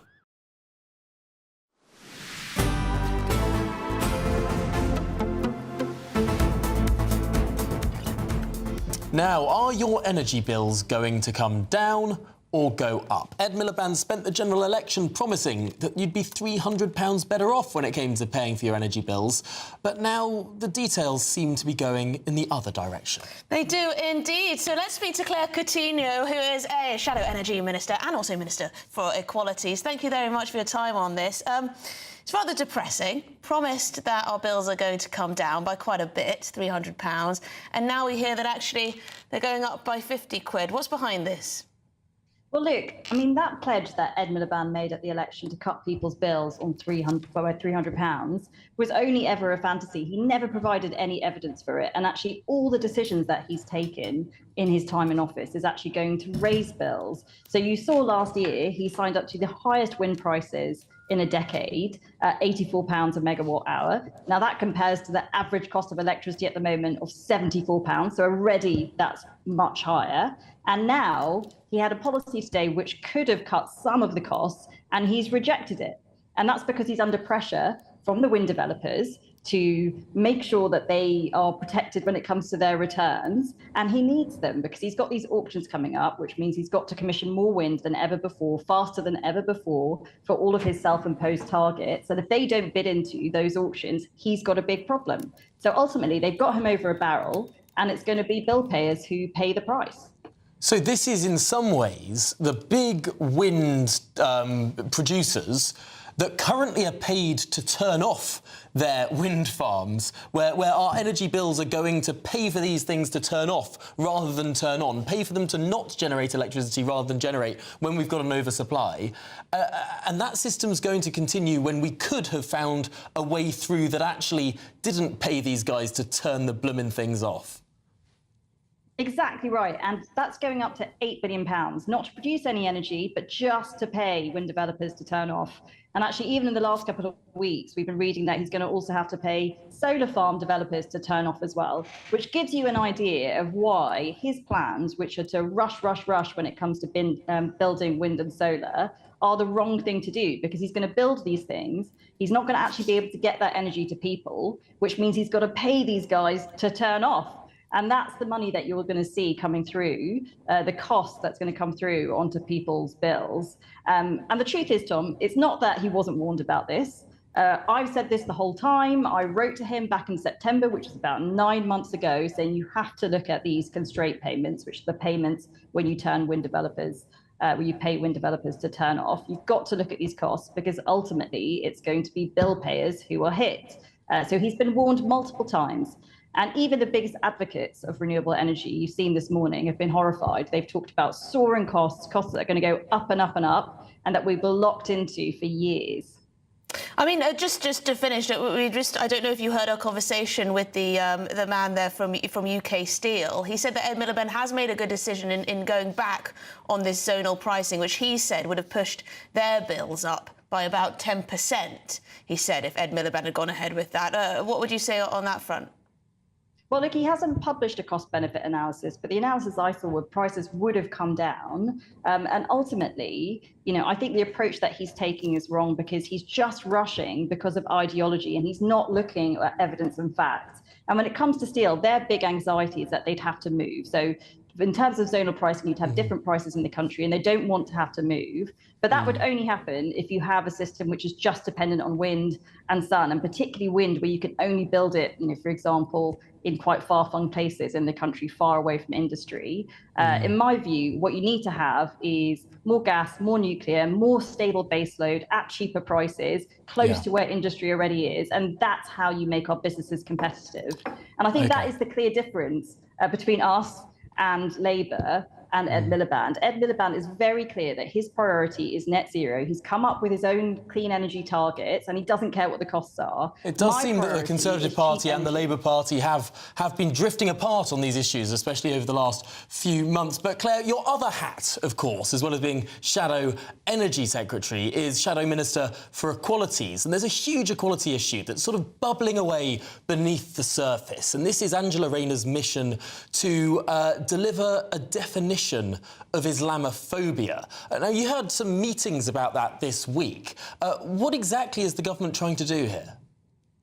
Well, look, this is really worrying, Tom, because what they're coming up with is a definition of Islamophobia. Now, that's being asked for very particular parts of the community, and we've seen a definition before in the past, and APPG drew up one, and it drew a lot of concern from counterterrorism experts, from people who were victims, for example, of the grooming gangs, and also from advocates of free speech. So we've been here before. And now what they've done is they said, we want to take this definition forward. And instead of being very public about that, they've held this call for evidence behind closed doors in secret with a hand-picked group of experts who aren't neutral. And many of them were involved in that previous definition, which of course caused these wide concerns. So the meeting that I had this week was with the minister to raise those worries.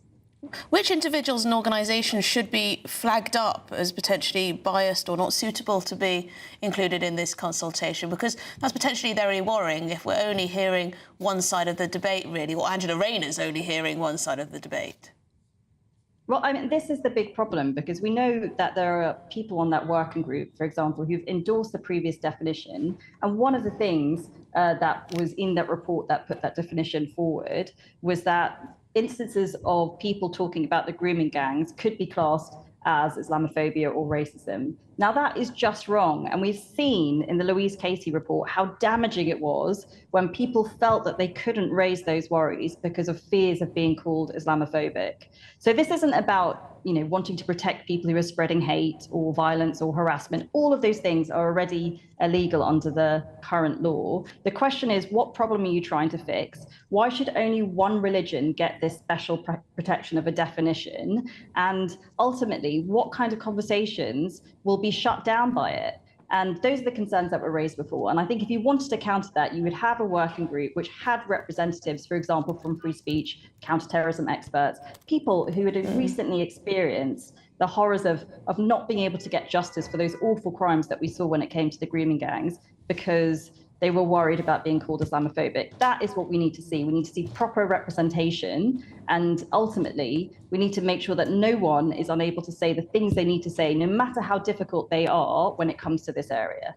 OK, well, Claire Coutinho, thank you very much indeed, Shadow Secretary of State for Energy and also Shadow Minister for Equalities. Well, perhaps it's a good thing that this is all being extended a little bit further. Yeah, well, I think they tried to keep the consultation incredibly narrow, where only certain people were reached out for their views. But Claire and the MP Nick Timothy as well have dug up the link and they've shared it online. So anyone at home can put their view towards the consultation and perhaps can rebalance that debate. Well, there you go. If you've got some free time at home and you're interested in that subject, why not?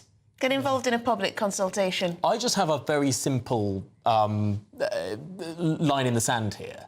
Would a Book of Mormon-style musical that lampooned the religion of Islam be allowed under a definition about Islam? Clearly, we can do that about forms of Christianity. That's completely accepted in society. Would you be able to have a Broadway or West End musical mocking Islam? Would that be allowed under an Islam definition that existed in statute? I'm not sure if Angela Rayner is the woman to deal with such a complex issue. But anyway, before we move on, Sir Keir Starmer has led a coalition of the willing meeting where Ukrainian President Volodymyr Zelensky has been as well. This, of course, is during Macron's last day of his state visit. Let's take a little look at the latest pictures, which we can see on your screens now. There we go, in a meeting room. There is Macron at the head of the table, alongside, is that Keir Starmer next to him? At the UK's permanent joint Let's listen. headquarters, where we've just been looking at some of the military planning, more of which later on. Georgia, Vladimir, Friedrich, Ursula, Antonio, and many others, I think, are all together, and it's really good to see you in Rome, following from the meeting that you've had there this morning. And we're all backing, obviously, a successful Ukraine recovery conference earlier today. It is really fantastic also to have on the call this afternoon Special Presidential Envoy General Keith Kellogg, who's joining the call, as well as Senator Lindsey Graham and Senator Richard Blumenthal. So you're very, very welcome, and it's really cool. Well, there you go. Another string to the bow of a multifaceted state visit. Yes, not just migration, also defence, security and everything else. But if you're in search of some holiday sun, here's the forecast.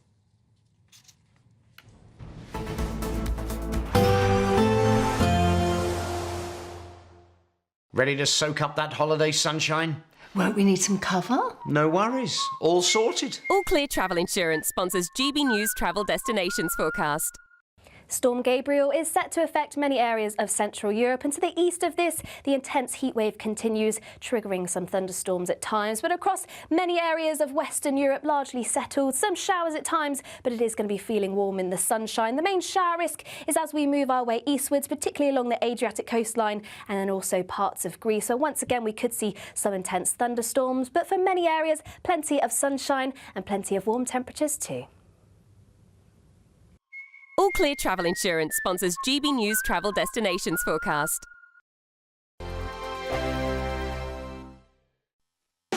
You want to know what's really going on in the corridors of power? Labour don't know what to do with you half the time, and that makes you quite lethal in the chamber. Get behind the headlines with Chopper's political podcast. Join me, Christopher Hope, as I sit down with the great and the good of British politics. We'll see where this ruling takes us. These are the stories shaping our nation.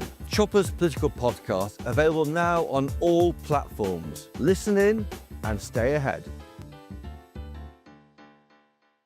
It's Patrick Christie's Tonight, and here We do things differently. It's explaining the absolute madness of this, doesn't it? It's explosive. I mean, this is very good. It's lively. 850. Your government sat there, Sean, and it did nothing. It's controversial. The Middle East has been in turmoil since before I was born. It's everything you need to kickstart your evening. Everyone's had their Weetabix tonight. I love to see it. That's Patrick Christie's Tonight, weeknights from 9 p.m. Only on GB News, the People's Channel, Britain's news channel. Hi, I'm Michelle Dewberry, and my show is your opportunity to cut through all the noise and dive in headfirst to some robust debates. Ideas clash. Situation, no, isn't it? No, Because the failure is... You're deliberately avoiding my point. Nothing's held back. And if you think this is the end of it, wait for more. And we do not shy away from the difficult stuff. Sometimes I want to shake people and say, if only you understood. So join me on Jubes & Co. weeknights at 6 p.m, only on GB News, Britain's news channel. From the school run to the home run, watch a new show for all of Britain. So he can say whatever he wants. A straight-talking show where all voices are heard. And, you know, when are we going to stop talking about smashing the gangs and actually do it? With the stories that matter from every part of our country. There's a bit of a crash landing there for your Chancellor. Bold, fearless and standing up for you. That's me, Martin Daubney, 3 p.m. till 6 p.m, weekdays, here only on GB News. The People's Channel, Britain's news channel. The 12th, a day to celebrate history, community and family here in Northern Ireland. Join me, Arlene Foster. And me, Dougie Beattie, as we bring you live coverage of the July 12th celebrations. Right across the United Kingdom. It's all happening here on GB News, the People's Channel, Britain's news channel. This is Britain's Newsroom, where your voice matters. It's just astonishing. With expert analysis and honest opinion, we don't just keep you informed. We bring you unique perspectives you won't see anywhere else. Can't argue with any of that. When the news happens, it happens here. On Britain's Newsroom, weekdays from 9:30 a.m. Only on GB News. Who is he? What's he doing there? They already know who you are, though. Don't miss this special reunion. Eamon and Anne together again, only on GB News Breakfast this weekend from 6 a.m. And is that a gardening tan? No, it's a cypress tan.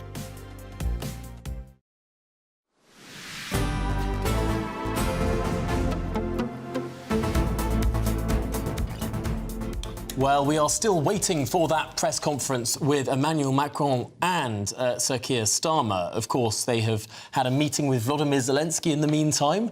Have they been padding out rather than actually negotiating what should be a migrant settlement? Yes, I thought this was all going to be crunch talk over the issue of the Channel crossings, but it seems they're squeezing quite a lot in to the day, which you might say so they should, but also, are we going to get a good result? Are we going to get something concrete on the Channel crossings? Well, this is the thing. We've had briefings from Number 10 for some time now about this, well, I was about to say ill-fated. We don't know yet if it is We don't know ill-fated. yet. It could be a fantastic deal, the best ever negotiated. It could be a 1 out, 0 in Could deal, be, yeah. after all. Imagine that. We'd all look very silly for being sceptical, wouldn't we? Wouldn't we just? And yet, according to leaks in the French press, picked up in the British press now, it does seem like this has been significantly watered down from 1 in, 1 out. It looks like it will be a sort of token number of people taken back to France. Why is everything we want always watered down? It's interesting, though, isn't it? Because so much of this is not actually in the gift of France itself. Because they're part of the European Union, because the European Union has all sorts of arrangements about how they share asylum seekers amongst themselves. Italy started to complain that France might have to take some people back from the United Kingdom because they think then they'll be going back to Italy, as did Greece. Some of these southern European countries got very jittery. Don't take our cash, then. And then this might have actually upended what could have been a more proactive set of negotiations. Yeah, I just can't get away from the fact that we've spent so much money. We've given so much money to the French. If it's impossible to find some kind of solution, then don't take the money. But look, we know that there is a solution. The solution is put people back in France. So we don't know how the money's being spent as well, Tom. That is really frustrating. Yes. I mean, we know some of it. We know vague border security. Okay, and every single time a new tranche of money is announced, it seems that they say, there's going to be more patrols. There'll be supervised patrols. The British will be on the... This was the big thing that Rishi Sunak thought would stop the boats. We'd have the British supervising the French stopping the boats. But There's a big question here. Actually, will the French be able to turn back the boats into shallow water, further into shallow water than they currently do? Did you see reports that Rishi Sunak, he's taken a job of some description with Goldman Sachs, yeah. and he's giving the money to, he's giving his salary to a maths charity, which is quite sweet. A maths charity he set up to promote maths. Which is very sweet, He really likes maths, that man. Yes. Someone's appeared in the studio, and it is, of course, Ben Leo. Well, not of course. You are standing in for Martin Daubney. Someone who doesn't like maths. Martin's skiving today. Yeah, Martin's skiving in the hot weather. That's fine, because I have the joy of this big press conference, as you've just been discussing. What will the details be? According to the Telegraph, it's going to be no more than 50 migrants a week return to France, 800 a year. Meanwhile, we enjoy 44,000 year-to-date across the Channel, so it's all a bit of a joke. I think the state visit was a joke as well. OK, well, we do have a final guest, actually, because the Pineapple Dance Studio, well, it's been an institution for decades, and finally, it's all being recognised. They've been awarded a Heritage Blue plaque. Well, so the choreographer, Dame Arlene Phillips, unveiled the studio's new sign at a ceremony earlier on, and she joins us now. Thank you so much for joining us, alongside, of course, one of the country's most esteemed dancers, Wayne Sleep. Arlene, let's start with you. It must be such a great day for all involved. It's an incredible day. It's an incredible day for dance, because Debbie started this studio when there was nothing else like it. 1979. Pay for a class in 1979, and today it is the home of dancers, choreographers, teachers. It's just extraordinary. So, yes, 1979 to today, this is an epic moment for dance. Yes, and when I first formed my own company, I had no money whatsoever. I used to live up the road, come down with my props, and she gave me free leotards for the shows. She gave me free space. It was about £100 an hour in those days. And if it wasn't for her, I'd probably never have done my world tours. And I brought Damien Devawa here, Madam, who you know, from the Royal Opera House, to approve the floors. And she said all her ex-dancers who became teachers from the Royal Ballet could come and teach there. And so I'm just trying to think how many famous faces must have walked through that door. Oh my gosh, from the Royal Ballet to Strictly Come Dancing, from pop stars to rock stars. Cats. Musicals. All the musicals, yes. Everything was rehearsed here. Yeah. We even rehearsed some of Starlight original roller skating musical here. Fabulous. It's just fantastic, and every studio is buzzing round the clock. And it gave people who were in the Royal Ballet, principal dancers, a job after they'd retired where they could come and teach and freelance. And a lot of kids who went freelance, a lot of dancers from Japan, became dancers in England in all the shows. Absolutely fantastic stuff. Well, Dame Arlene Phillips and Wayne Sleep, OBE, thanks so much for joining us on this brilliant day for all involved. Oh, what a positive end to the show here. I once went to a dance party at Pineapple Studios, yes. Wow. Back when I was about 7 or 8 years old, so there you go. So yet another famous face. I'm not a famous dancer, though. Yet another famous face that's walked through that door. Of course, yeah. Well, thank you very much for watching Good Afternoon Britain today. I'm actually off tomorrow. I'll be back on Tuesday, but I'm sure you'll have a fabulous stand-in. You're following Emmanuel Macron, aren't you? Oh, yes, I'm off to France. Yes, off to France. But yes, Ben Leo is stepping in for Martin Daubney coming up next. We're kick-starting summer with your chance to win our biggest cash prize to date, as there's an incredible £54,321 in tax-free cash to be won. What would you spend it on? A brand new car, the holiday of a lifetime, or just sit back, relax and remove some of those day-to-day financial stresses? For another chance to win, text cash to 63225. One entry costs £2.50 plus one standard network rate message, or text bonus to 63225. 5 entries cost £5 plus one standard network rate message. Go to gbnews.com/win. Entries start at £2.50. Call 0903 686 3232. Calls cost £2.50 plus your network access charge. Or post your name and number to GB14 PO Box 8690 Derby DE1 9TT. UK only. Entrance must be 18 or over. Lines close at 4 p.m. on the 1st of August. Please check the closing time if listening or watching on demand. Good luck. GB News Breakfast, every day from 6 a.m. Tell me now, are you concerned about these driverless cars, Tim, that are going to be put into operation in London by as early as next year? Well, Uber is preparing to test fully self-driving taxis on London's roads for the first time. By 2026, I have an observation there that if you look at Elon Musk over the last 5 or 6 years, kept promising that there were going to be driverless cars. The norm in America, and it hasn't happened yet. So I'd be very surprised if by 2026 that's actually on the streets of London. I'm more intrigued, though, if they are driverless robotic cars, if they're still going to give you a review. You know, you get your 5 stars at the end if you were a good passenger. Who's going to review how good you are once you're in these cars? Would you trust it? Would you take one? I think I would, yeah, absolutely, yeah. Really? Would you, Claire? I know, I'm a bit reticent. I'm a bit nervous about it. Yeah, accepting a driverless I think car. what they do eventually is they'll take any joy out of driving that there is. You get you won't get in, you feel the smell, get the gear stick. You